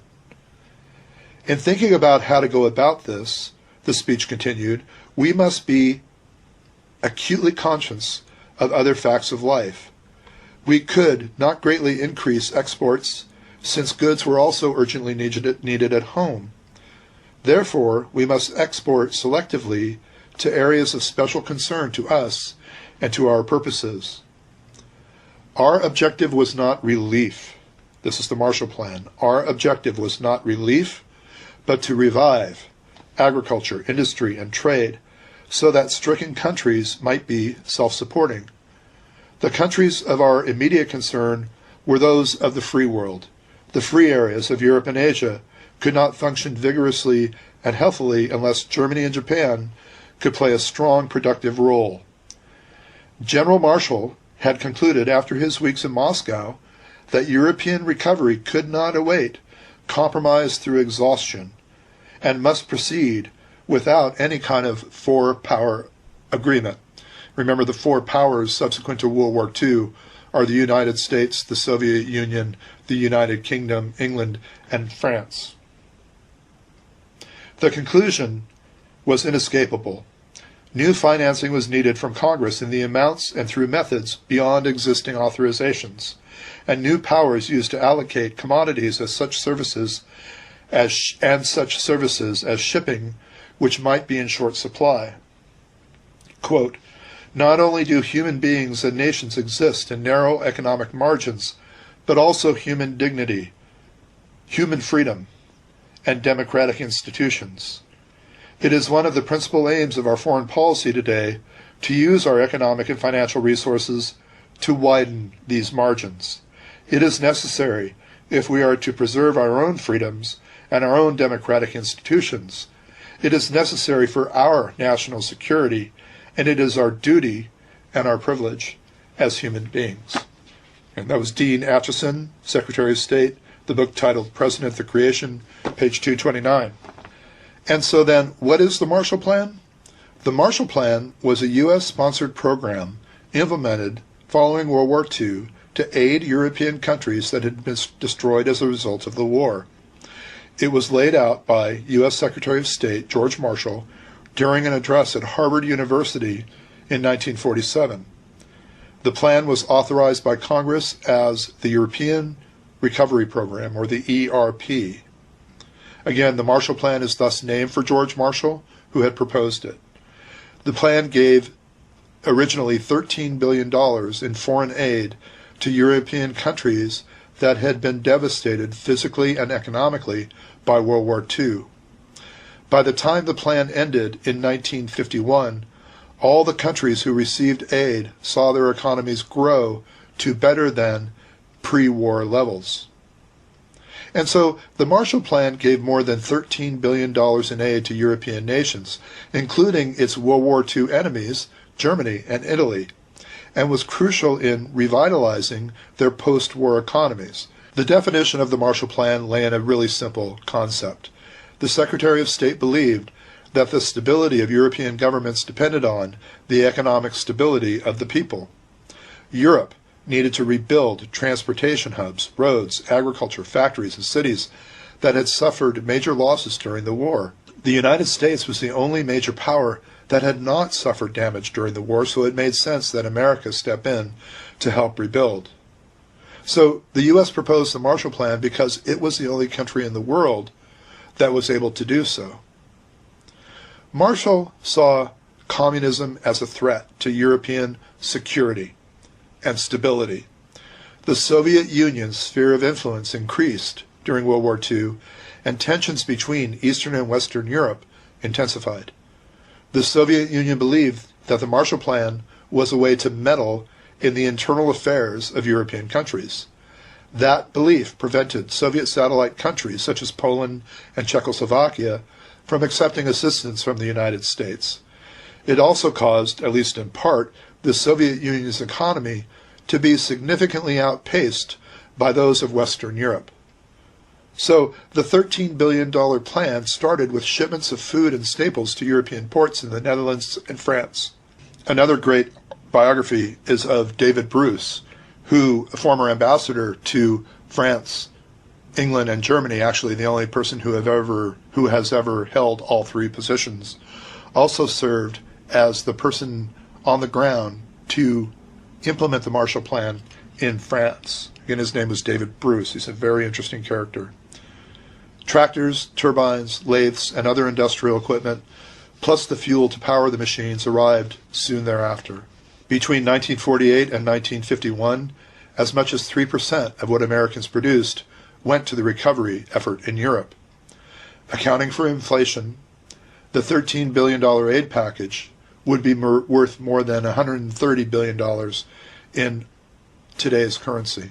But we understand, by its eventual translation into the European Union, that the Marshall Plan was more than an economic one. The Secretary of State thought that the cooperation of all European nations would lead to greater unity. The foundation of the plan led to the creation of NATO as a defensive alliance against any future aggressors. And George Marshall earned the Nobel Peace Prize in 1953 for his efforts. But we know that the lasting effects of the plan went well into the future, beyond NATO, and actually to the birth of the European Union. The reliance on American aid opened up trading avenues between Europe and the United States. The call for unity among European nations formed the basic idea behind the European Union. Without American intervention, Europe's vast network of railroads, highways, and airports would not exist today. As Harry Truman said, the United States was the first nation to feed and support the conquered. And so looking then at the destruction of World War II and the ensuing famine, disease, and infrastructure, the birth of the Truman Doctrine as a result of Winston Churchill's Iron Curtain speech, the resulting Marshall Plan, rising as an economic and societal reinvigoration of Western Europe, was foundational, giving birth finally on May 1950, what is known as Europe Day, to the Schuman Declaration. The Schuman Declaration was by French Foreign Minister Robert Schuman, where he proposed an organized Europe to maintain peace via the European Coal and Steel Community, or the ECSC. And so, looking then at the Schuman Declaration, it was first presented, as I said, by French Foreign Minister Robert Schuman in May of 1950. It proposed the creation of a European coal and steel community whose members would pool coal and steel production. The founding members of the ECSC were France, West Germany, Italy, the Netherlands, Belgium, and Luxembourg, and it was the first of a series of supranational European institutions that, as I suggest, would ultimately become the European Union. So as we know, in 1950, the nations of Europe were still struggling to overcome the devastation. Determined to prevent another such war, European governments concluded that pooling coal and steel production, in the words of the Declaration, make war between historic rivals of France and Germany not merely unthinkable, but materially impossible. It was thought correctly that merging of economic interests would raise standards of living and be the first step towards a more unified Europe. Although membership of the ECSC was obviously open to other countries. It is suggested that world peace cannot be safeguarded without the making of creative efforts proportionate to the dangers which threaten it. Further quotes from the Schuman Declaration: Europe will not be made all at once, or according to a single plan. It will be built through concrete achievements which first create a de facto solidarity. And finally, the pooling of coal and steel production will change the destinies of those regions which have been long devoted to the manufacture of munitions of war, of which they have been the most constant victims. Rising from the ECSC 7 years later in the Treaty of Rome, we see two more very important agencies arise. One, the European Atomic Energy Community, and secondly, the European Economic Community. Now, this European Economic Community is the forerunner of the European Union. In these agencies, Europe sought to remove trade barriers, form a common market, and the European Economic Community, or the EC for short, is going to live until 1992, when the European Union is going to take over. So the European Atomic Energy Community was an international organization established by the Euratom Treaty of 1957, again, the Treaty of Rome, with the original purpose of creating a specialist market for nuclear power in Europe by developing nuclear energy and distributing it to member states while selling the surplus to non-member states. 10 years later, in 1967, we see the merging of three communities, where the executives of the ECSC, Euratom, and the EEC were merged, creating one single commission and one single council of ministers. This also created the nascent European Parliament, whereby members were chosen by national parliaments and directly elected every 5 years since 1979. And so the enlargement of the ECC and subsequent European Union, progressing from the Treaty of Rome, 1967, and the creation of a single ECC Commission, our next step in the creation of the European Union is through the Treaty of Maastricht, or the Maastricht Treaty, in 1992. Maastricht is a city in the Netherlands from which it gains its name. This is formally known as the Treaty on European Union. It added to the existing community system. It provided intergovernmental cooperation between member states, including justice and home affairs and foreign and security policy, and effectively it created the European Union. It marked the beginning of a new stage in the process of creating an ever closer union among the peoples of Europe. The Maastricht Treaty laid the foundations for a single currency, the euro, and significantly expanded cooperation between European countries in a number of areas. First, European citizenship was created, allowing citizens to reside in and move freely between the member states. As I suggest, it established a common foreign and security policy, and it provided closer cooperation between the police and the judiciary in criminal matters between the member states. Again, the treaty was signed in the Dutch city of Maastricht, which lies close to the borders with Belgium and Germany. It was the result of several years of discussions between governments on deepening European integration. Representatives from 12 countries signed the treaty on February 7, 1992. Belgium, Denmark, France, Germany, Greece, Ireland, Italy, Luxembourg, the Netherlands, Portugal, Spain, and the United Kingdom. The parliaments in each country then ratified the treaty, in some cases holding referendums. The Maastricht Treaty officially came into force on November 1, 1993, and the European Union was officially established.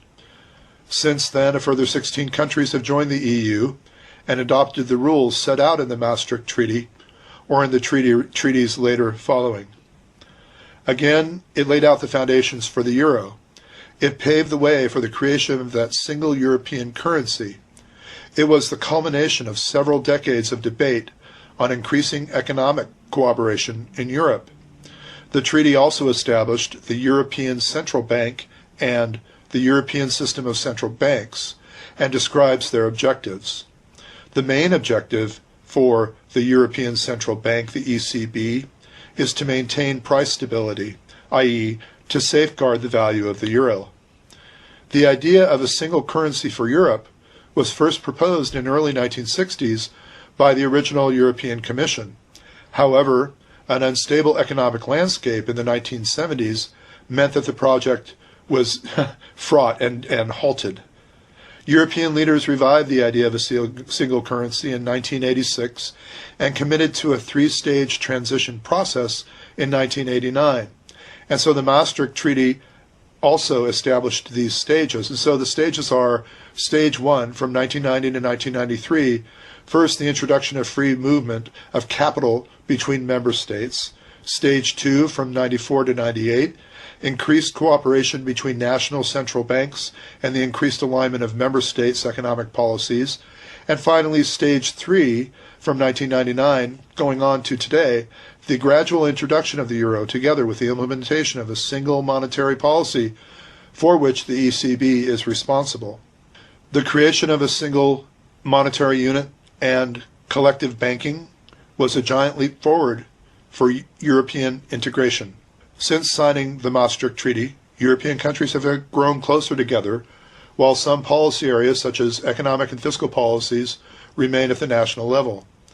European leaders have agreed on additional steps to promote further integration between the European states. The Stability and Growth Pact that was agreed to in 1997 ensures that countries followed sound budgetary policies. The European Stability Mechanism was established to provide financial assistance to euro area countries experiencing or threatened by severe financial problems, and the Single Supervisory Mechanism and the Single Resolution Board were created after the financial crisis of 2008-2009 to make the European banking system safer, as well as to increase financial integration and stability. So, today, more than 440 million citizens from 27 member states enjoy the benefits of European cooperation. And 25 years later, after the roadmap towards the euro was agreed, the euro has become the world's second most traded currency and is part of daily life of 340 million citizens in 19 countries. According to the Treaty of Amsterdam in 1997, we find further powers given to the European Parliament in areas of immigration, civil and criminal law, and again enacting foreign and security policy. And so the EU is coming from a simple economic union now to more of a civil, criminal, foreign and security policy body.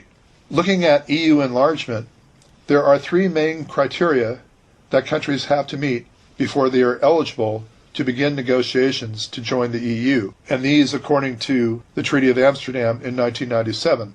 First, the establishment of a functioning and stable democratic regime, market-oriented capitalist economy, and acceptance of the 80,000 pages of laws and regulations already on the EU's books. Why I bring this up is, if the EU then is beyond simply being an economic union and now having more powers given to the European Parliament by its member states, forcing new applicants to adhere to moral as well as economic strictures is an important evolution in the EU's balance of power vis-a-vis Russia, NATO, or the world at large. And the EU enlargement demographically has had an impact. So it has had 10 new members since 2004. Former communist countries, Poland, Hungary, Czechia or the Czech Republic, Slovakia, and Slovenia have joined. These are also erstwhile Balkan nations, former Soviet communist countries. We also have actual former Soviet republics. When the Soviet Union broke down, the Soviet Union released its former captive republics, and those former captive Soviet republics have now joined the European Union. Estonia, Latvia, and Lithuania. These three countries that rim the eastern Baltic are right up against the border of Russia. And so you have European Union members now being 3 of the 13 border states coming up against Russia. 2 other noteworthy nations have joined the EU, and their adherence to these 3 important criteria are also strategically and tactically important. They include Cyprus and Malta. Now, Malta is a little island off the tip of Italy, off the boot of Italy, and its strategic position in the Mediterranean for naval and air purposes can't be undervalued. Indeed, it was at Malta that Franklin Roosevelt and Churchill met on the way to the Potsdam Conference, ending World War II. Malta is very strategically important. But more noteworthy then is Cyprus. Now this is Cyprus, not Cyprus like the tree, but Cyprus, which is an island off the southern tip of Turkey. And so this has also been hotly contested over the years. Cyprus is strategically very important for military and control of the Mediterranean.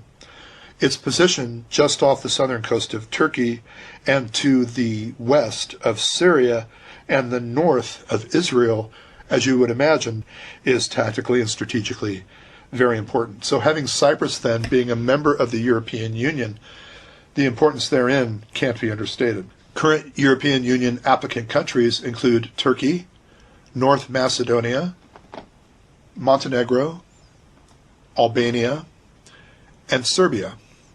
And so again, with Albania and Serbia, these are more Balkan nations that have been so important historically in the past, especially in World War I and going into World War II. Montenegro, Albania, and Serbia then all fall into that category.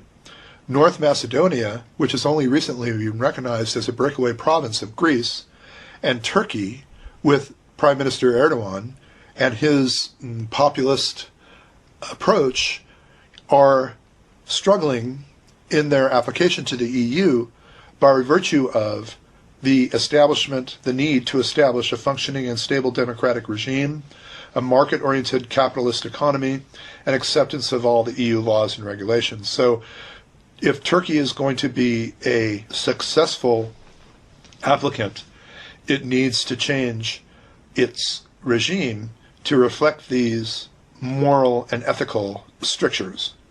So then looking at the European Union with its current members, its official candidates, and the recognition of potential candidates finds a very large block of Europe. Looking at this slide, you will see that the dark blue, the light blue, and the very light blue all represent a united economic union that is based on democratic values and popular referenda. If we're looking at the European Union in its relation then to Russia, we can see very clearly why Russia might be concerned about the march forward of the European Union. With the exception of Belarus and the Ukraine, Russia is indeed surrounded by EU countries on its western borders. The Russian invasion of the Crimea, that little southern peninsula coming off Ukraine, is going to be a very important element in Russia's strategic juxtaposition then to the European Union. So we look at the European Union then, having understood its background, its birth, and its growth, to look at its governance, i.e. to its institutions and its functions. In the European Union, we have a constant evolution, with the exercise of some sovereignty, the results of the treaties then that have created it. EU institutions, we would argue, are in constant evolution. Really, we're talking about the balance of power among the institutions and a democracy deficit as it's becoming known in the European Parliament, vis-a-vis the fascist and populist parties that are beginning to raise their head again in Europe and are thus being popularly represented in the European Parliament. We understand that the EU institutions are dense and complex, and actually they are a triangle of institutions plus what we call the courts. And so the triangle of institutions in the governance of the European Union, in its institutions, and thereby in its functions, include the European Parliament, which is elected by the peoples of the member states, the Council of the European Union, which represents the governments of the member states, and the European Commission, which is the driving force, the agenda setter, and the executive body of the European Union, and it is answerable to the Parliament and the Council. And so, holding this model, going forward in our studies, we begin then looking at the European Parliament. And so the European Parliament has 736 seats allocated among the member states. The European Parliament elects its own president, and it has 19 permanent committees to do the bulk of the hard work. The European Parliament is reflective of European-led party groups. The main parties across Europe seem to be European socialists and Christian Democrats. So whether you're in Italy or France or Spain or Portugal or Finland, you'll find roughly equivalent parties representing the goals and ideals of what we call European socialists and Christian Democrats. There is a general commitment to social market economies, understanding that there really can be no substitute for the market, and allowing, to some extent, for welfare state programs and negotiated decisions. We'll come back to this. What happens when a nation gets in trouble, a la Greece or Italy or Spain about 4 or 5 years ago? Where does the European Union step in? How and why? And so then the next step, the Council of the European Union, is the institutionalization of regular meetings of the EU heads of state and of government. And so the Council of the European Union is actually made up of the heads of government or the heads of state of the individual European nations. And so the French president, the Italian president, heretofore the Prime Minister of Great Britain, the President of Ireland, they personally then represent their countries on the Council of the European Union. So the Council of the EU then is the Board of Trustees. It seeks to supplement the strategic capacities of this triangle of institutions. So they usually have 2 summits during each 6-month presidency of the Council of Ministers.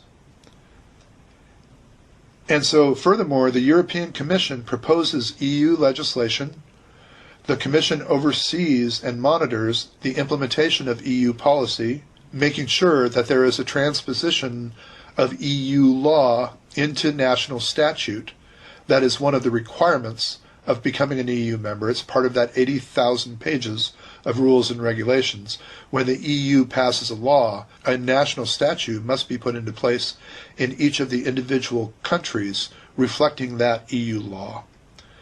And the Commission is considered the guardian of the treaties and is intended to agitate for the future of European integration. There is a presidency of the Council. This position rotates among member states every 6 months. That person oversees the Council-Commission relationships, coordinates the Council-Parliament interactions, presides over and prepares the European Council summits, and speaks for the EU externally on foreign policy matters, those accepting trade. And so the European Commission's duties include the administration of EU competition policies, they administer the common agricultural policy, they administer structural funds, they play a role in environmental policy, they play a role in research and development strategies and programs, they regulate workplace health and safety rules drawn up by the EU budget, and they represent, as I suggest, the EU and their member states. Finally, then, we have the European Commission, and there are 27 members of the European Commission. So remember, our first leg of the triangle was the European Parliament. The second leg of the triangle was the European Council. The third leg is the European Commission. There are 27 European commissioners. They are appointed by the member states for 4-year terms. They are supported by 23,000 support staff who are called, almost derisively sometimes, Eurocrats. The president of the Commission is nominated by the European Council. The president and the entire Commission are approved by the European Parliament. The president assigns each commissioner a portfolio of tasks, including competition, trade, budget, and the environment. And the European Commission initiates proposals, guards treaties, and executes policies. They consider themselves a college of equals, with broad participation in a collective debate environment. The Commission votes only when there's no consensus, and all are required to swear to be completely independent in the performance of their duties. In other words, they're not representing their home countries, Italy, England, France, Germany. They're representing the European Union, and their focus is the European Union. So they also have to swear that they neither seek nor take instructions from any government or from any other body, including the government that they represent. One former president, Sater, claimed that the Commission would do well to do less and do better. The Commission subsequently did do less, but not necessarily better. The Commission is often in conflict with the European Parliament.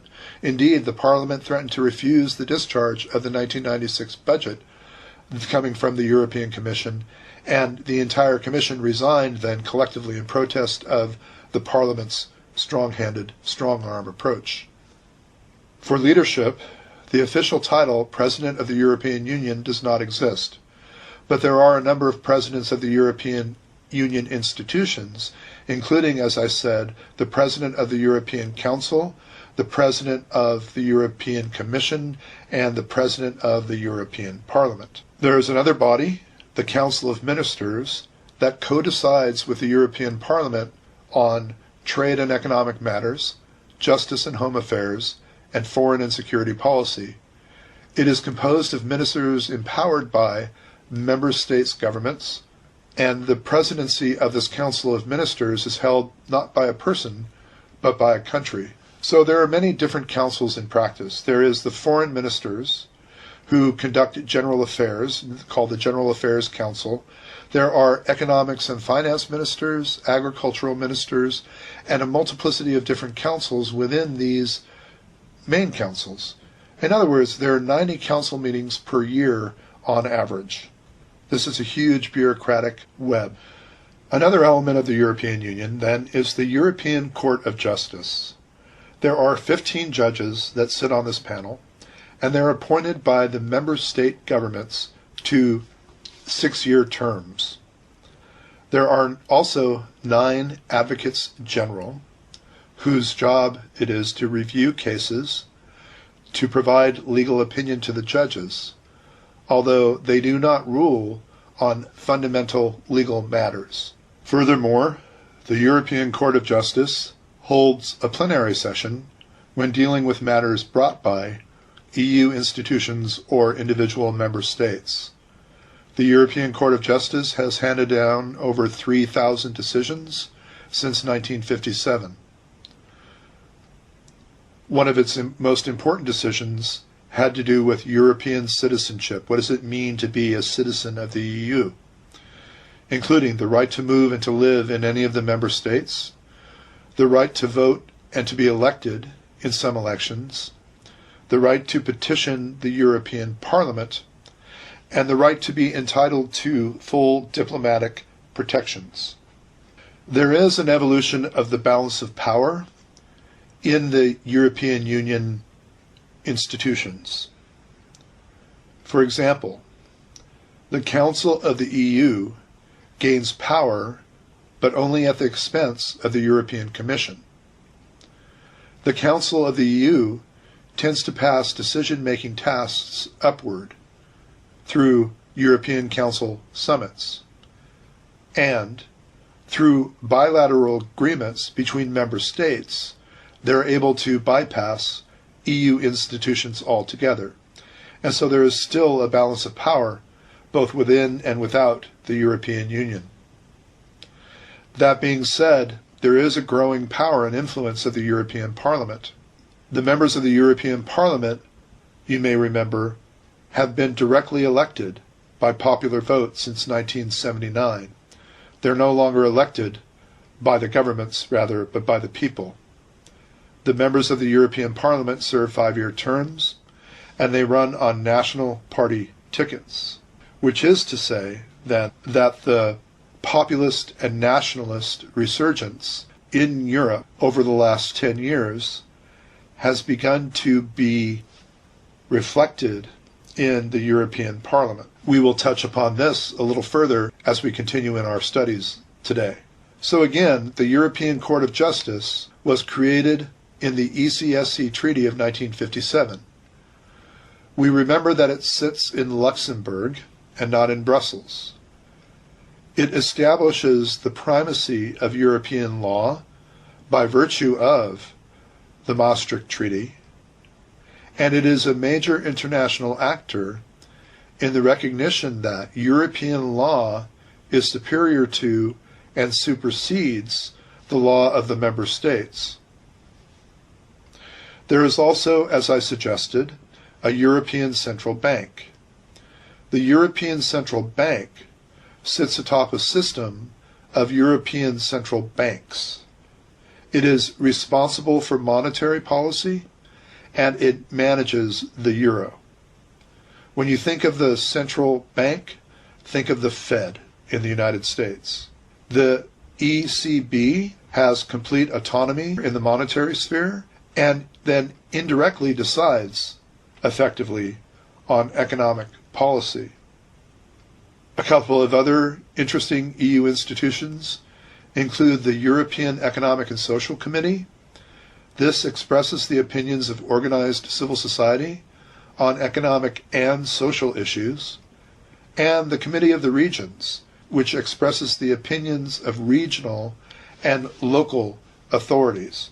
And so when I kept talking about the Balkans, when I kept talking about the former Soviet bloc countries, when I talk about the original ESC countries, these are all considered regions.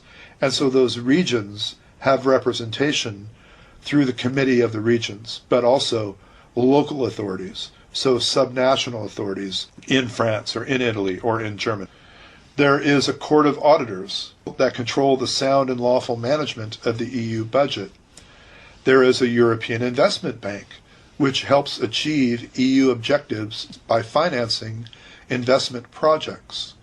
Understanding now a little bit more about the history and the origins of the European Union and its purposes for existing, as well as its institutions, its governing bodies, and the instruments that serve it, we understand too that there are challenges to the European Union, specifically decision-making challenges.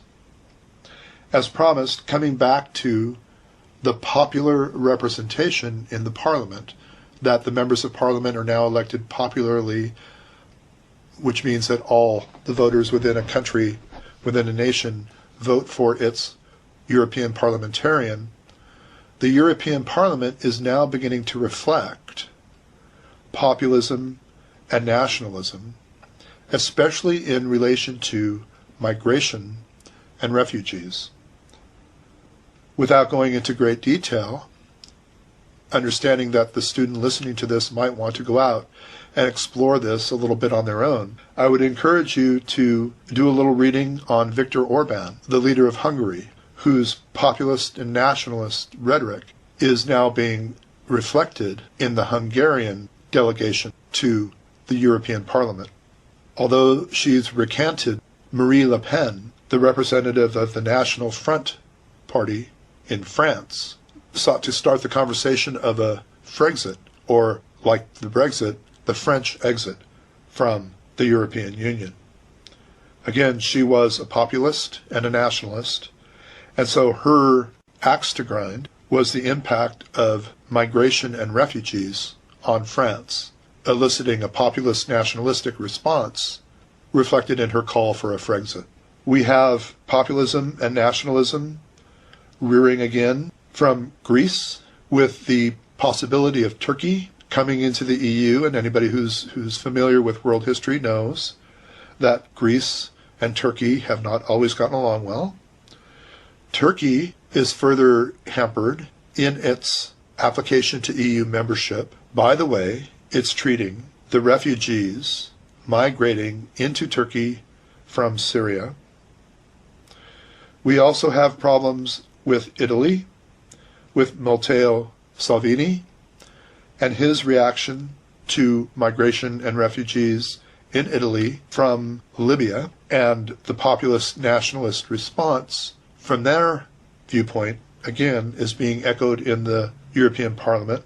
This populist right-wing presence in Parliament is known as the European Alliance of Peoples and Nations, and includes members of Parliament from Germany, from France, from Austria, from Italy.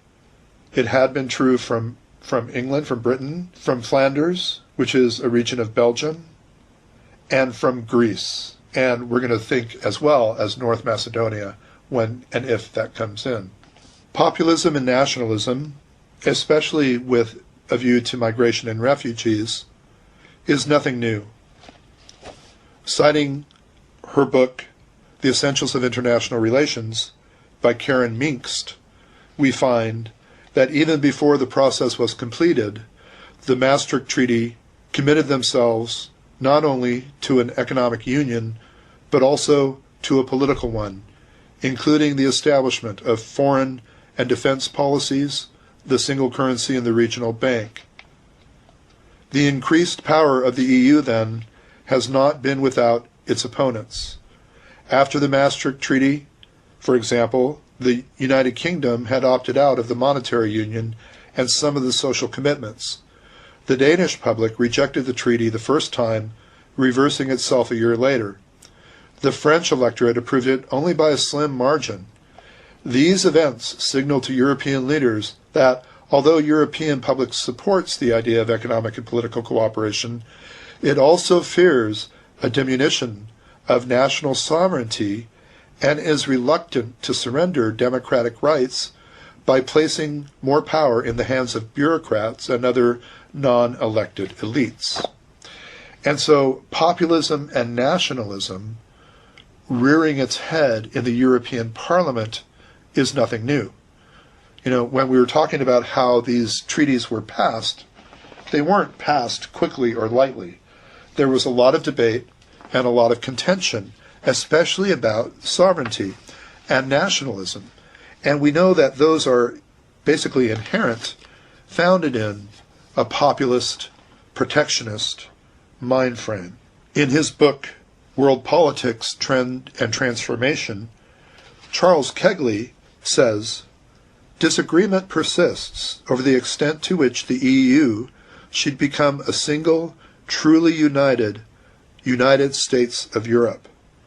Debate continues over how far and how fast a process toward pooled sovereignty should proceed, and several efforts to further integrate the countries of Europe have met with resistance.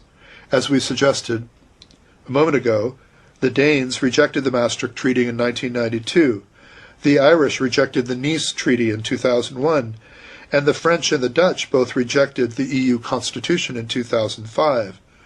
The leaders of the 27 member states agreed to a final draft of the most recent initiative, what they're calling the Lisbon Treaty, in October of 2007.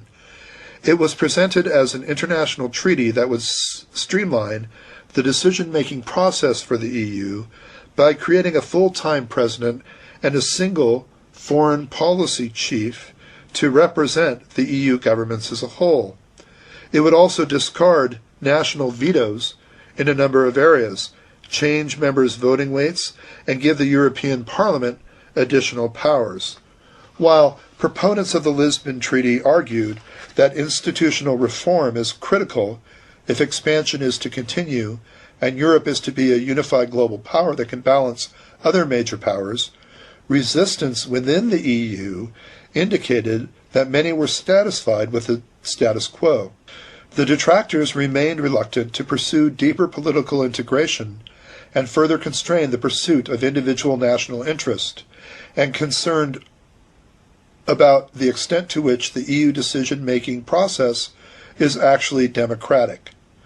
Ratification of the Lisbon Treaty was required of all 27 member states for it to go into force, and it was initially anticipated before the end of 2008. However, the Irish initially rejected the treaty in a national referendum, leading to speculation that there was not sufficient popular support for a federal Europe, a truly federal Europe.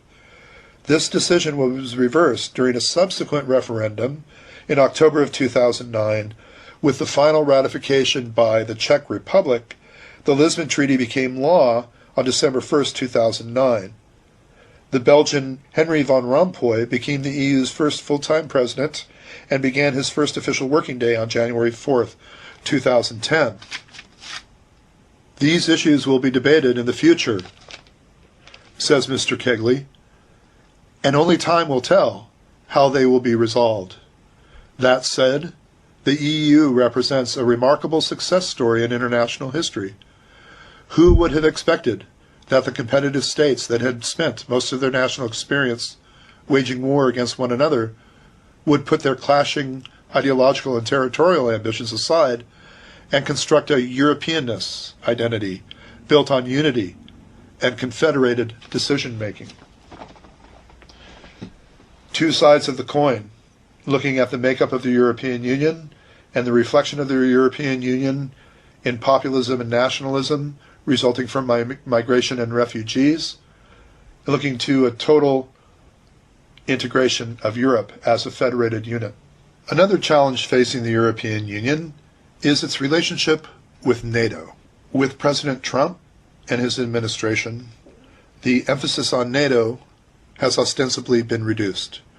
President Trump seems to not fully value the purpose of NATO, perhaps, or the contribution of other NATO member states toward its funding or its coordination. That being said, between NATO, the North Atlantic Treaty Organization, and the European Union is that they are essential partners who share common values, strategic interests, and a majority of member nations. In the last 2 years, the two organizations have developed closer cooperation, focusing on concrete results and improved security for European citizens. In her book, Madam Secretary, former Secretary of State Madeleine Albright talks about NATO. She says, in the early 1990s, Central Europe was seen by many Americans as a mysterious collective characterized by medieval castles, spicy sausages, and an insufficient supply of vowels. In truth, each of these countries has its own history, culture, and language, each its own pantheon of heroes and adversaries, each its own sense of having, at one time or another, been betrayed. For centuries, these nations were fought over, carved up, and subjugated by their powerful neighbors. After World War I, Woodrow Wilson's 14 points gave them their independence. After World War II, Soviet imperialism snatched it away. Between the 1940s and the 1980s, the Iron Curtain blotted out the light so that nothing grew. Now the light was back, and freedom could flourish, but so could the roots of past grievance. There was a danger that old fault lines would reopen through the region, tempting demagogues, inflaming fears, and prompting efforts to achieve security by force. When the Berlin Wall crumbled, expectations soared. The newly free nations, wanting to rejoin the West quickly, soon became disappointed with the pace of their progress. Some nations had expected to be welcomed almost immediately into the European community and into NATO. Some had hoped for a new Marshall Plan to ease their economic transitions. America and its allies had provided assistance, but not enough to keep unemployment from rising, and living standards from plummeting. Central Europeans felt let down and complained that only East Germany, reunited with its other half, had truly been admitted to the West, while the rest of the region had been asked to sit in various institutional waiting rooms. In June of 1993, the Clinton administration approved a new policy towards Central and East Europe designed to bolster democracy, reduce trade barriers, and reward nations undertaking economic reform. We also developed 4 principles to guide our policy toward NATO, the institution countries in the region most desired to join. First, we believe NATO had to remain at the center of the European security system. No other institution had comparable clout. Second, it was only fair that NATO should open its doors to the new democracies, provided they meet the same political and military standards of the other members. Third, we should use the prospect of joining NATO as an incentive for countries in the region to ensure civil command of their armed forces, liberalize their economies, and respect the rights of minorities. Finally, NATO enlargement should occur gradually. The new democracies wouldn't be prepared to meet alliance responsibilities overnight, and not all would make progress at the same pace. An open and deliberate process which would help reassure Moscow that NATO's enlargement to the east would be a step toward Russia and not against it. And so, as I mentioned, the reason for this comparison and including NATO in our conversation about the European Union is international security. And if we're looking at Russia and its standing on the world stage, understanding Vladimir Putin's disdain of blocks, well, Mr. Putin has 2 blocks on its doorstep, the European Union and NATO, both of which Moscow, Russia, is excluded from. So the rise of the EU and the further development of the EU, the rise of NATO, the coordination and tightness of the allies within NATO is a challenge to Mr. Putin. Anything that Russia can do, then, to lessen the watertight nature of the European Union or of NATO would be tactical and strategic. So, looking at security, then, we understand NATO as a key element in and with the EU on the national security stage.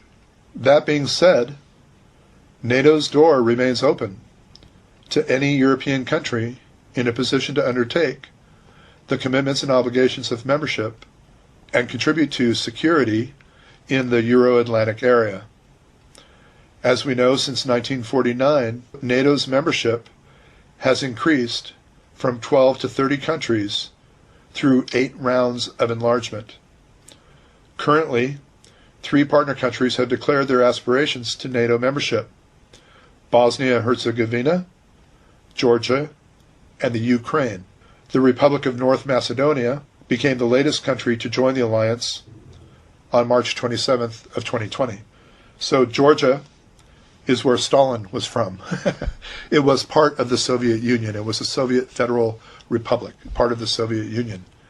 But now Georgia belongs to NATO. The same with Ukraine.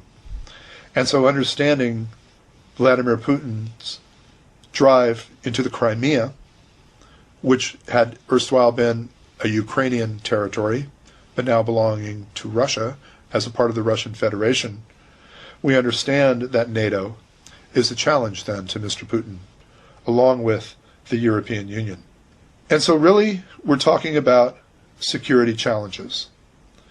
These security challenges, then, can be further described by looking at the relationship between Russia and the EU, China and the EU, well, indeed, the United States, under President Trump and his administration, and the EU, as roughly security challenges.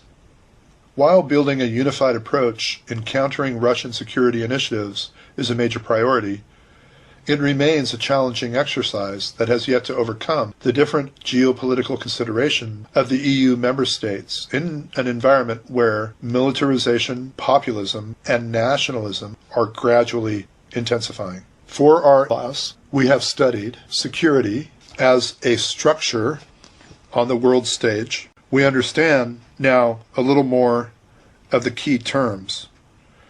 Balance of power, the North Atlantic Treaty Organization, the Warsaw Pact, massive retaliation, Cuban Missile Crisis, neoconservatism, weapons of mass destruction, and deterrence. We also look to Russia through our case study and all that we learned there, as well as to the EU, which, as I suggest, is also reflected in our textbook, and the EU's interrelatedness to Russia and to NATO. Our next job then will be to go a little bit further in studying and in research of a global strategy for the European Union and Russia.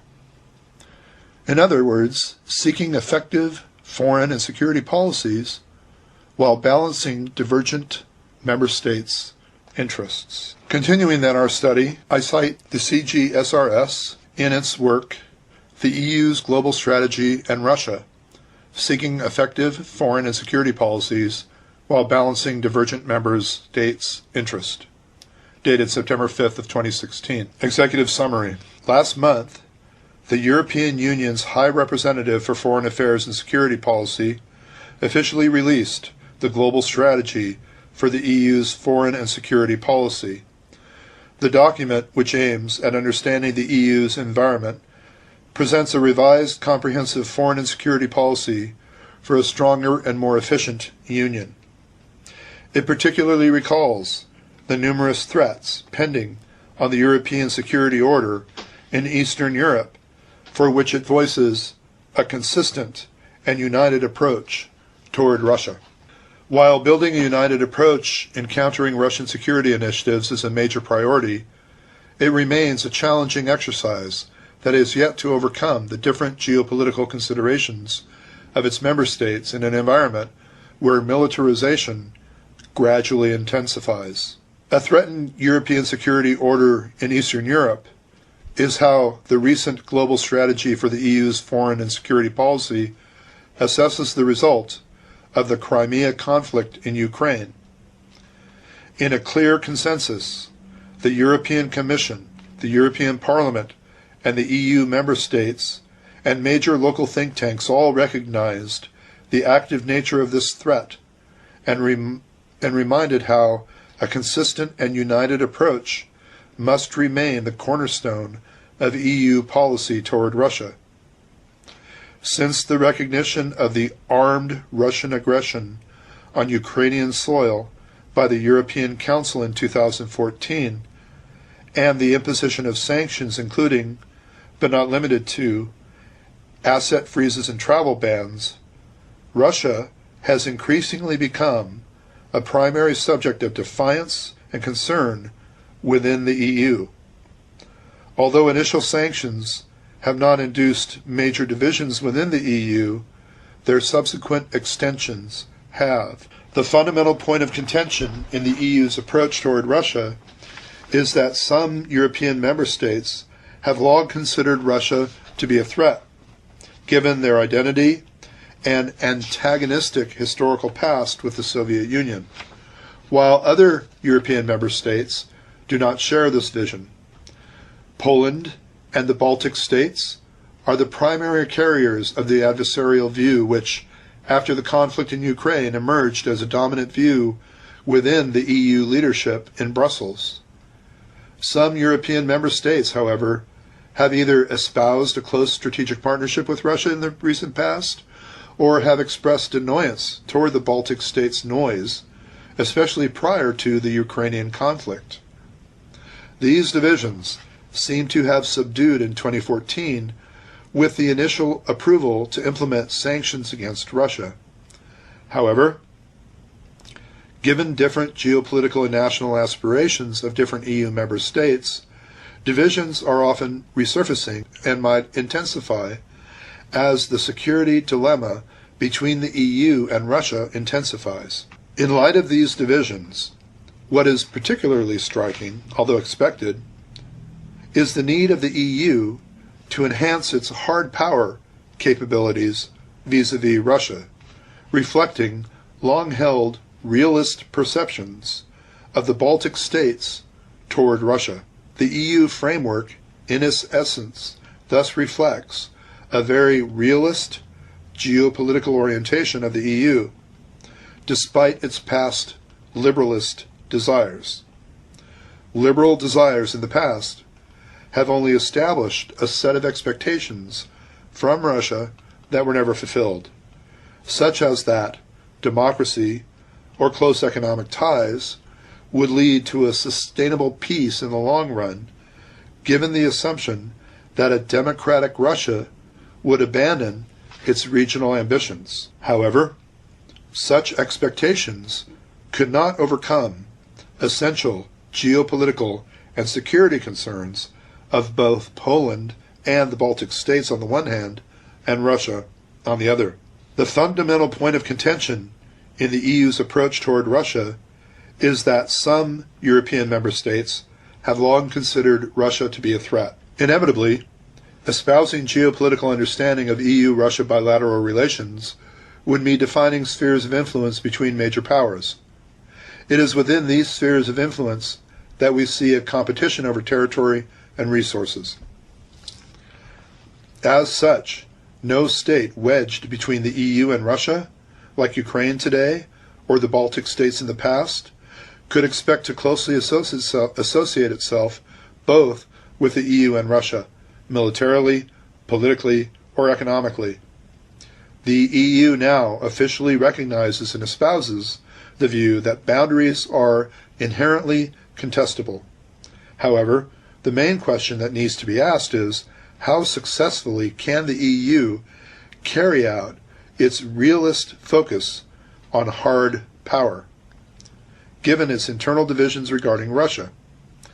A geopolitical analysis of the two groups, the adversarial and the Russia-friendly blocs, suggests that the EU must tread a fine line to create internal unity, which will be increasingly more difficult to do as security dilemmas of both Russia and the EU intensify. The adversarial bloc, or the countries that never truly experienced any thaw in their relations with Russia, have always in practice followed a very zero-sum interpretation that Russia was fundamentally different from the European and Western civilization, and, as such, it had to be treated as the other. The main concern, however, was not this otherness, but rather the belief that Russia always presented a latent military threat and had expansionist objectives, a view that is inherent in a realist framework. This is not to say that liberal ideas never existed on paper, but rather that security dilemma in an anarchic international system still prevailed in practice. Following recent events in the Ukraine, and as evident in the global strategy for the European Union's foreign and security policy, we can observe that realist geopolitical considerations have not only matured in Poland and the Baltic states, but also in Brussels itself. Geopolitical tradition and a realist point of view in Poland and the Baltic states can be seen in the recent statement of the Polish Minister of Foreign Affairs, who recently stated that Poland will seek further NATO support if Russia continues to escalate tension. He deems that a recent NATO decision to deploy 4 reinforced multinational battalions in the Baltic states and Poland is an important step forward to enhance its national security. This is, after all, the first forward NATO deployment on European soil since the end of the Cold War. The former Polish foreign minister also stated that recent adoptions will restore some of the vast military imbalance. Part of the solution to this imbalance is also the placement of an anti-ballistic missile shield in the north of the country. While justified in defensive terms, these recent actions do not negate the argument that the Russian Empire can only be dismantled by taking the Ukraine out of its sphere of influence. As such, the competitive nature of the hard power military buildup and zero-sum realist calculations are inherent both in the eyes of Poland, the Baltic states, and Russia. Views from Ukraine and their resonance across Eastern Europe only reinforce aforementioned views. Ukraine, more than the Baltic states or Poland, has a good reason to be concerned about Russia's intentions. At the beginning of last month, the Deputy Prime Minister of the Ukraine stated that once again Russia is escalating the conflict in the eastern region of Ukraine. Not surprisingly, in the recent NATO summit, support to Ukraine was also discussed. However, President Obama and German leader Angela Merkel agreed to stick to the peace process rather than to shore up Ukraine's defense system, reflecting a concern that NATO might end up engaging Russian forces directly. The Ukraine, in response, stated that it will seek to acquire defensive and lethal weapons through bilateral agreements. Poland and the Baltic states are strongly in support of more direct Western support to the Ukraine, especially through NATO membership. Again, although to a lesser degree than before, Poland and the Baltic states are pushing for a more assertive policy compared to the official policy of the EU and Brussels. Although Poland and the Baltic states are at the forefront of a tough policy against Russia, they are currently not isolated in their views. Sweden and Denmark also support Poland and the Baltic states. In response to Russian actions in the Ukraine, Sweden, for example, has for the first time upped its defense posture by remilitarizing the remote island of Gotland. The primary aim of Swedish buildup is to focus on the Baltic region. Moreover, 2 years ago, Sweden, along with the United Kingdom and Poland, proposed a joint policing mission that would support the Ukrainian regime.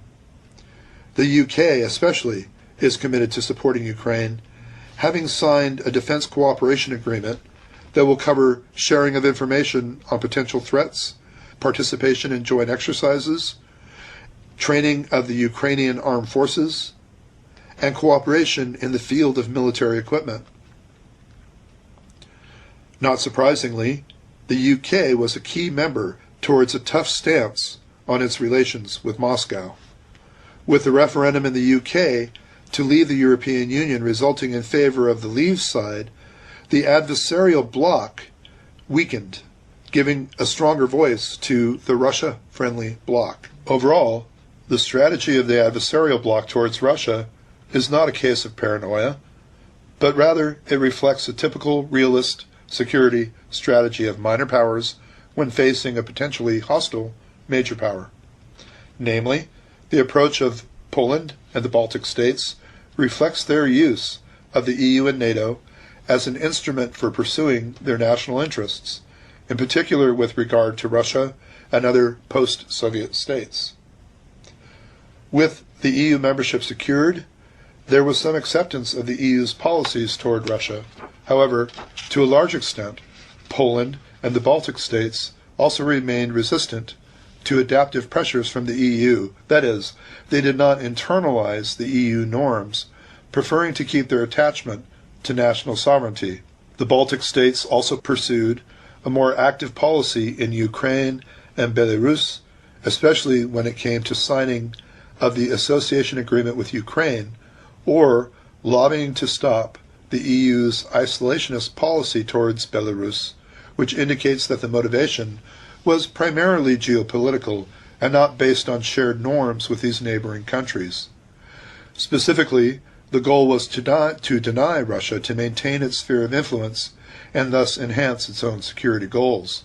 Although no EU member state is ardently pro-Russian, economics and cultural links play an important role in foreign policies of different EU member states, and, as a consequence, some EU member states depend more on Russia culturally or economically than others.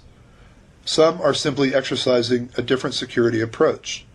This group of states, comprising the Russia-friendly bloc, includes primarily Greece and Hungary, but the sentiment is also certainly felt in Italy, Spain, France, Austria, Slovakia, Bulgaria, Cyprus, and Slovenia. There are also states such as Finland that have sour historical experiences with Russia, but whose leadership believes that Russia is not a threat. Greece and Hungary have expressed the strongest desire to accommodate Russia, and are thus the most problematic states for the EU. Greece has recently flirted with Russia on several occasions. The BBC, for instance, last year published a piece indicating that the EU could lose Greece to Russia, given Greece's financial troubles and Russia's increased investment in Greece. The investment in Greece's energy is particularly important for Moscow, given the potential to establish a gas network crossing the Balkans and Western Europe through Greece. Tourism should also not be neglected, with Greece being a top destination for Russian tourists. In terms of security, the Greek government was very vocal opposing the sanctions that were imposed on Russia by the EU Council, including an instance a few days ago. In terms of security, the Greek-led government was very vocal opposing the sanctions that were imposed on Russia by the EU Council, including an assistance calling for a partnership with Russia during a NATO summit in Warsaw. In addition, the Greek foreign minister allegedly had strong links with Russian nationalists, while the Greek Minister of Defense is attempting to forge a new partnership with Russia to manufacture rifles in order to prevent the collapse of Greece's defense industry. Hungary is often depicted in the same light as Greece, namely as being an unfriendly friend in the European Union. Currently, Hungary has deep economic links with Russia, especially for developing its energy sector through Russian loans, particularly the Pact's nuclear power plant, while also cooperating with Gazprom.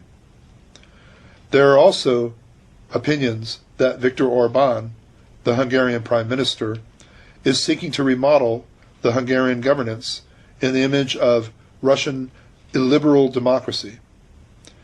This might stem from his beliefs that Western civilization has failed in its liberal democratic pursuit, and that the new dawn will come from the East. Unlike Greece, Hungary has culturally little in common with Russia, as there is an antagonistic past and a different religion. Similar to Greece, however, Hungary is using Russia primarily for instrumental purposes to gain leverage over the European Union. Among other EU member states, where some official conciliatory stance towards Russia is felt, there are a few notable events. Recently, Italy has attempted to delay the extension of the EU's economic sanctions against Russia by demanding that Brussels review its policy later. The sanctions target Russia's banking and energy sectors, as well as some individuals.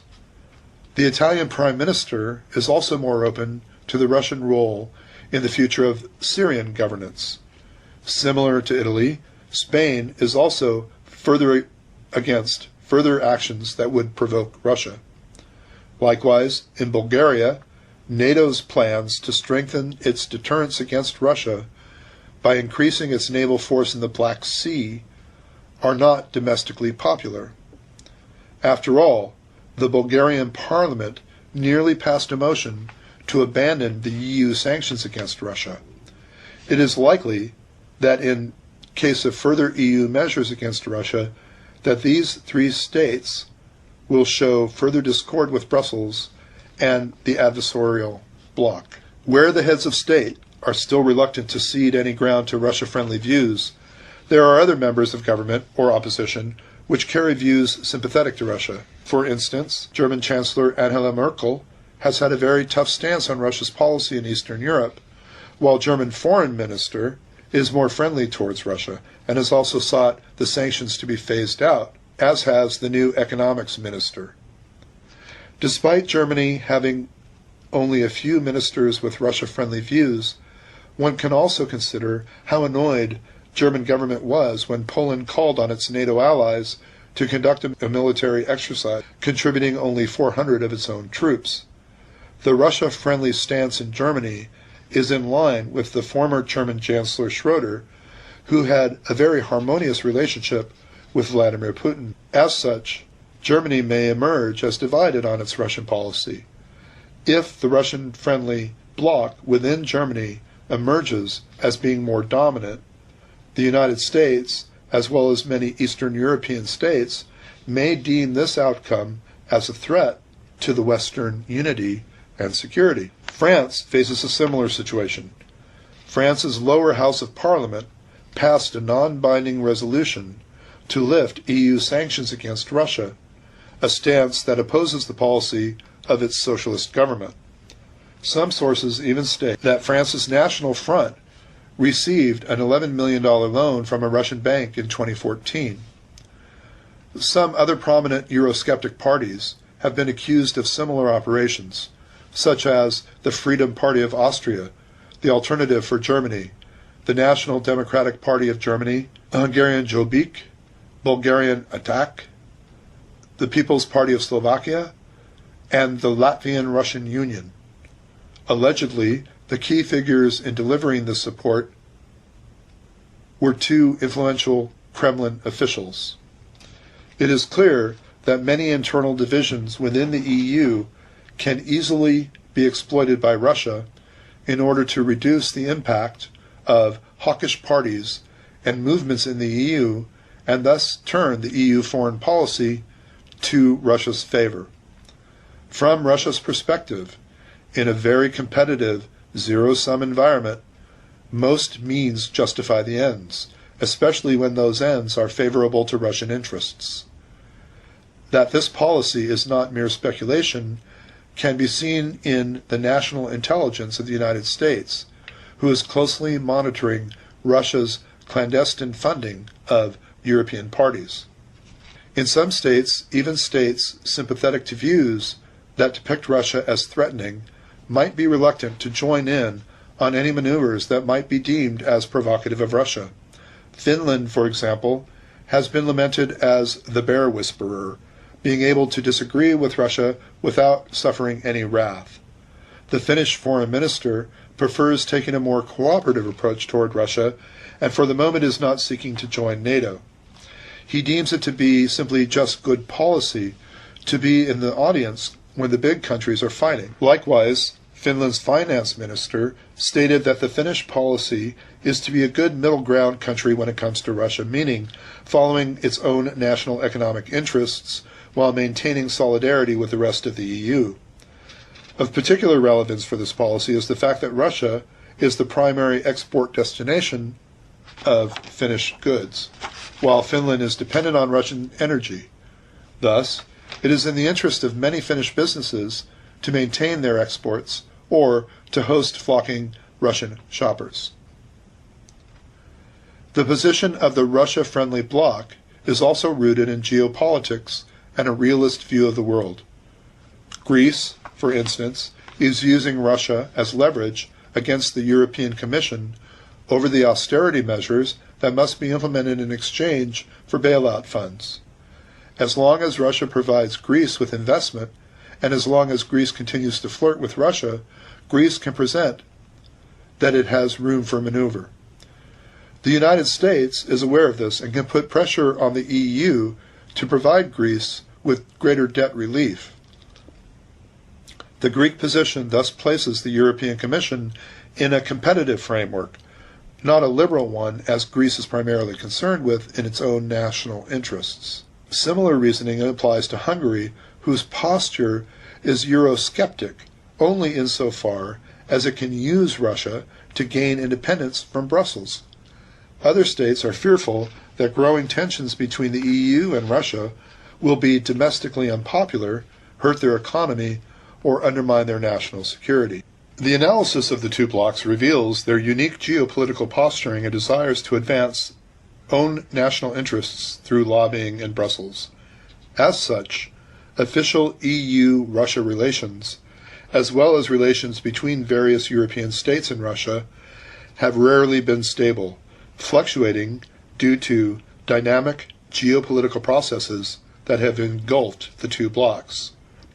Still, the recent official policy of Brussels towards Moscow tended to find a middle ground that would be inclusive of all EU member states. The EU, after all, is still largely a coalition of nation-states. However, inclusivity meant that the EU foreign policy was never decisive, and as such, boundaries remained ambiguous. In the early 1990s, while intergovernmental in nature, the official policy of Brussels toward Moscow was initially one with a desire, perhaps even an expectation, to see democratic development in Russia. After all, similar expectations helped transform other Central and Eastern European states. However, such a desire toward Moscow was only superficial and piecemeal. Nor did Moscow show much respect for the European political model, especially after the first wave of NATO enlargement. In fact, as soon as the EU began to expand into the post-Soviet space, it became a threat. Still, Russian and EU relations were quite pragmatic until their growing power dynamics began to clash in the shared neighborhood, Ukraine in particular, with the onset of the Orange Revolution in 2004. Instead of established trade strengthening shared norms and institutions, it soon became a political tool to be used as leverage in increasing zero-sum negotiations. While the adversarial bloc seeks to challenge the very notion of defining spheres of influence and advances the view that national and thus European security can only be established by denying Russia its own sphere of influence, the Russia-friendly bloc is more willing to compromise on EU's regional aspirations for the sake of national ones. It was the EU's failure to support the fledgling Russian state in its transition and subsequent Russian experimental economic but also political models that made it inevitable for Russia to seek an independent great power status with its own sphere of influence and not one subsumed into Western-led norms and institutions. Even later on, it does not seem that the EU was keen on supporting Russia's own project of regional integration, given the lack of formal relations with the Eurasian Economic Union.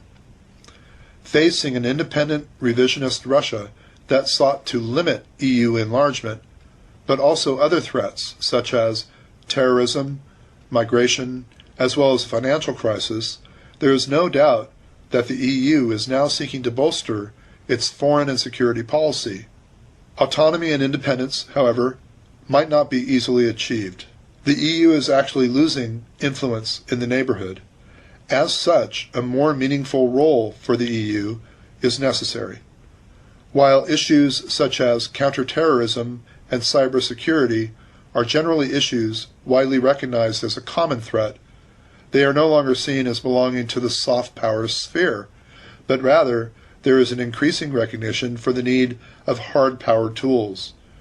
This does not mean that EU will have its own army, for any such duplication within NATO will likely be opposed by many European political figures. Moreover, while Brexit is taking place, Brussels had to have limited resources to allocate to issues outside of the EU borders, such as Ukraine. This is a concern for Eastern European states fearful of Russia. Thus, for the time being, the Eastern Partnership Program will be less active given the EU's limited capacity to conduct its own foreign and security policy. The distinct bilateral relations that EU member states from the two blocs pursue toward Russia are perhaps the clearest indication that the EU is severely limited in pursuing a joint strategy. While the adversarial bloc seeks to challenge the very notion of defining spheres of influence, but rather advances the view that national and thus European security can only be established by denying Russia its own sphere of influence, the Russia-friendly bloc is more willing to compromise on EU's regional aspirations for the sake of national ones. Reflecting on the EU's internal obscureness, scholars have identified that the EU as a regional security complex carries with it a deficit of foresight, for it has pursued a conditional policy on market liberalization, democratic societal transformations, right in the sphere of Russia's core interest. From their view, Ukraine is not only one of the top trading partners for Russia, but it also critically conditions Russia's own energy security. Finally, Ukraine is geographically naturally placed as a strategic extension for Russian combat operations. As such, the EU's foreign policy, as a reflection of competing internal blocs and emphasis on norms, have made a collision with Russia inevitable. This lack of vision regarding its future relations with Russia, but also other parts of its neighborhood, such as the Mediterranean, attribute to the fact that the EU's foreign policy reflects the EU's internal agenda and not sensitivities of the region. In other words, the EU has been out of touch with some societal dynamics taking place in its own neighborhood. Russia, in the meanwhile, will seek to lift the sanctions that were imposed on it by the European Union. The staunchest proponent of sanctions was the UK. Without the UK in the European Union any longer, Russia can expect less overall pressure from the EU.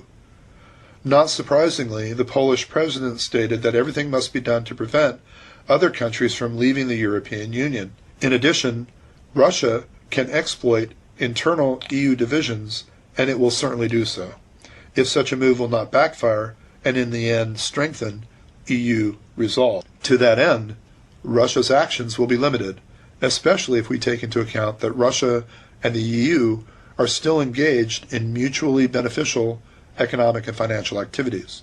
The EU's global strategy states that Russia has recently undermined European security, but it refrains from the understanding that international politics can be a zero-sum game as typical realist interpretations of world politics.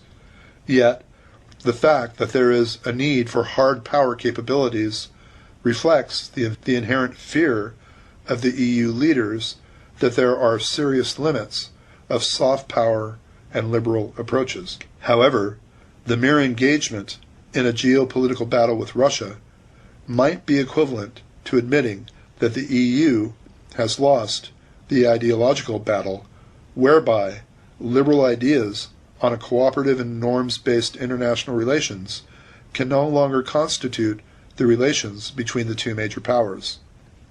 As such, the EU has entered a new period in its relations with Russia, one in which it will be increasingly difficult to balance between its normative legitimacy and geopolitical reality. Facing numerous challenges and potentially receding American commitments, the EU must at least consider the following policy options. To maintain a policy that will not disproportionately affect either countries fearful of Russia or those more dependent on good EU-Russia relations, unless a compensation can be induced, especially in the energy sector. To maintain a commitment to current levels of deterrence, focusing especially on defensive capabilities. Reliance on offensive capabilities should be minimal. To follow a realist policy of defining its own boundaries, sphere of influence, commit to them unequivocally, while also respecting the need for a clearly defined buffer zone. To seek out confidence-building measures pertaining to the European theater that will reduce the risk of war, such as arms control agreements. To establish formal relations with the Eurasian Economic Union, thereby giving some legitimacy to Russia's core sphere of influence. To prioritize issues of terrorism, migration, and financial risks before addressing other security issues. To propose to lift sanctions imposed on Russia in the near future even if the conflict in Ukraine remains frozen. To encourage the Russian elites to continue to invest and emulate Western standards and models, to diversify its own energy supply sources while remaining open to Russian investment that will not be conditioned on shared governance norms.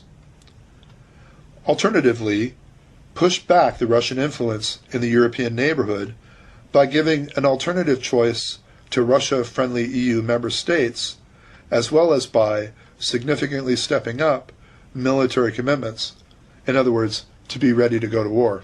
Any approach taken towards Russia, however, is not only limited by EU's own weakness, but must account for the fact that the Russian economy is in trouble.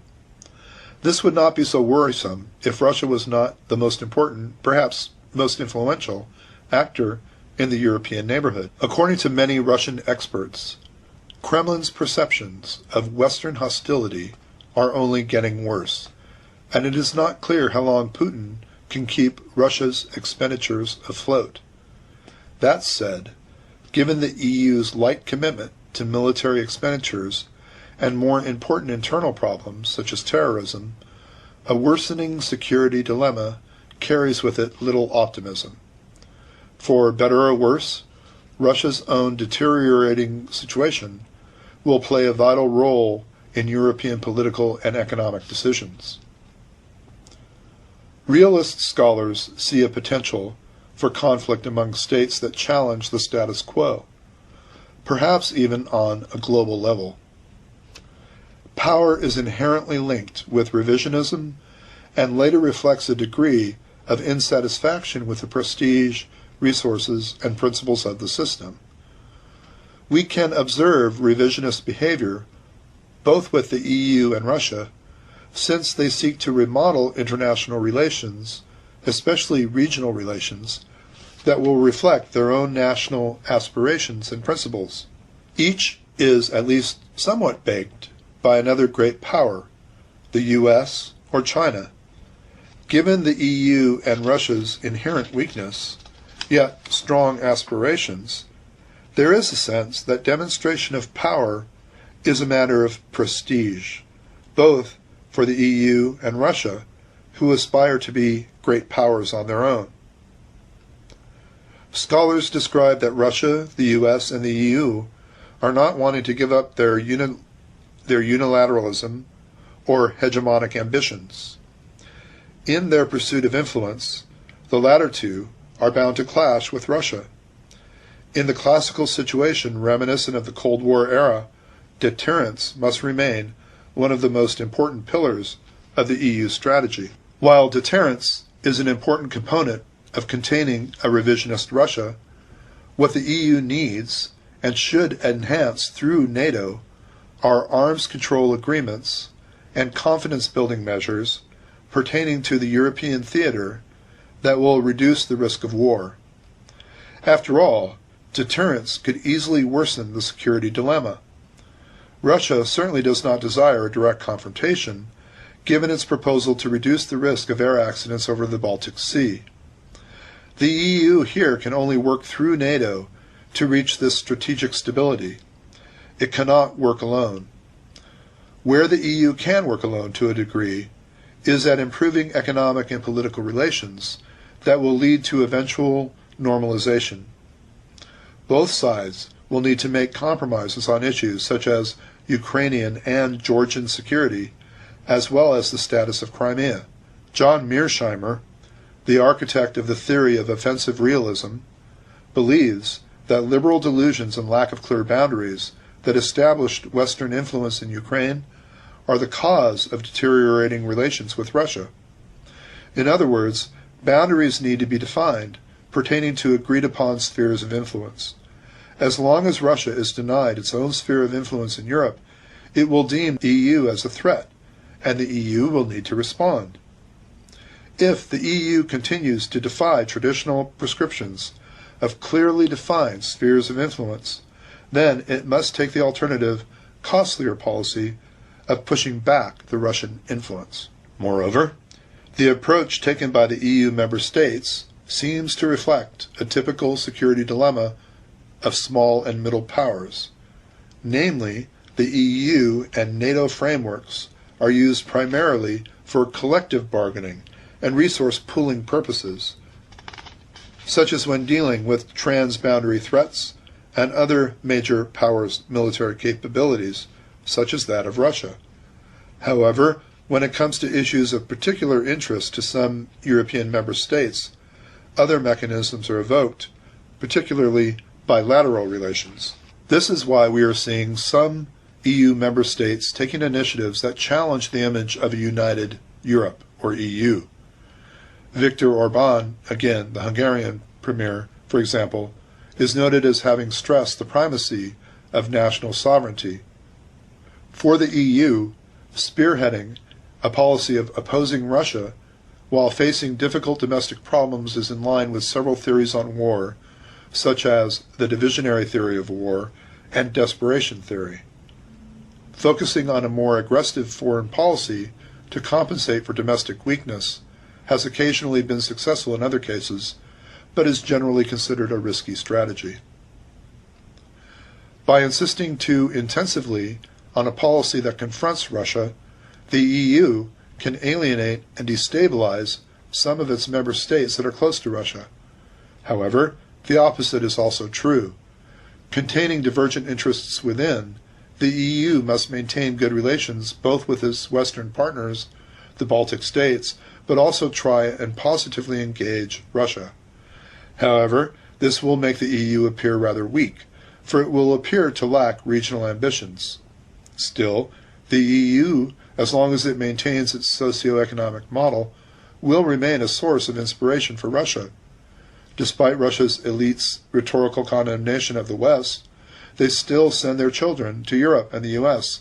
They invest in Western companies and emulate successful Western models. In that sense, there is little reason to believe that Russia desires a direct conflict. While convergence and integration may not be on the agenda either, cooperation is certainly preferable to increasing tensions. Still, fostering trust in light of recent deteriorations over the security understandings will be difficult to do so. If the EU continues to defy traditional prescriptions of clearly defined spheres of influence, then it must take the alternative, costlier policy, one of pushing back Russian influence. To do so, however, it must tackle two issues. First, it must provide Russia-friendly EU member states with a legitimate alternative, especially in the economic sphere. Russia-friendly EU states will be hostile to any policies that will disproportionately burden them compared to the rest of the EU. Second, the EU must step up its military commitments. Several EU lawmakers in the European Parliament stated that the EU needs credibility. And to have it, it must be able to militarily defend its member states.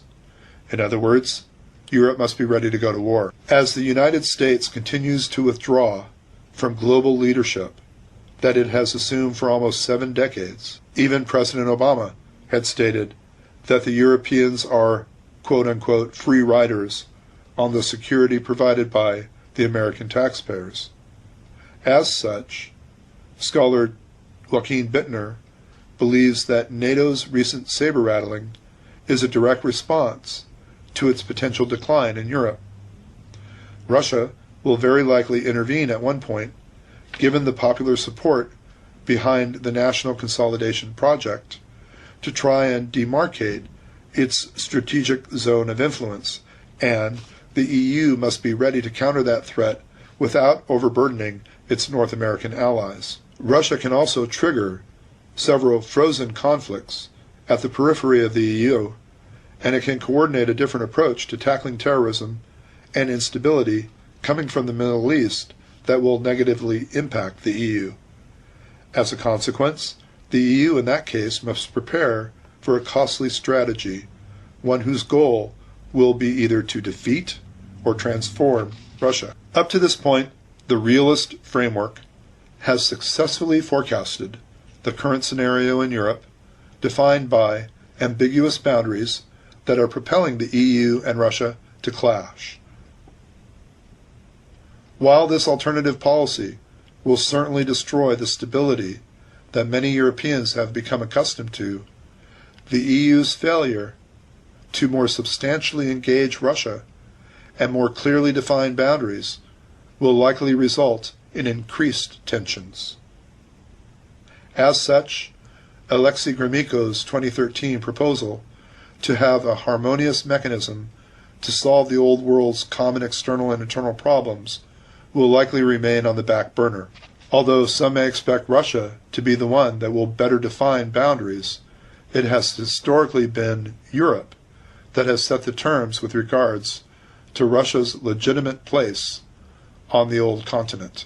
Thus concludes the CGSRS's EU's global strategy and Russia, seeking effective foreign and security policies while balancing divergent member states' interests. At the heart of the security issues between Russia and the European Union.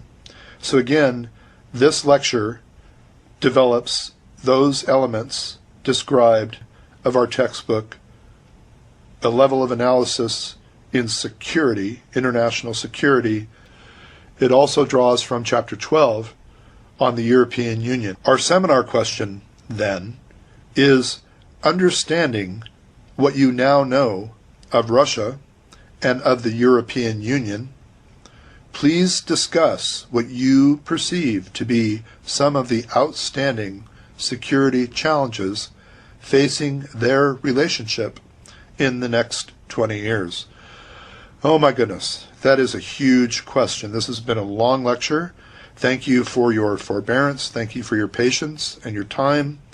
Hopefully we've done a good job of giving you the background of Russia and of the European Union and of NATO, political, cultural, and societal aspects.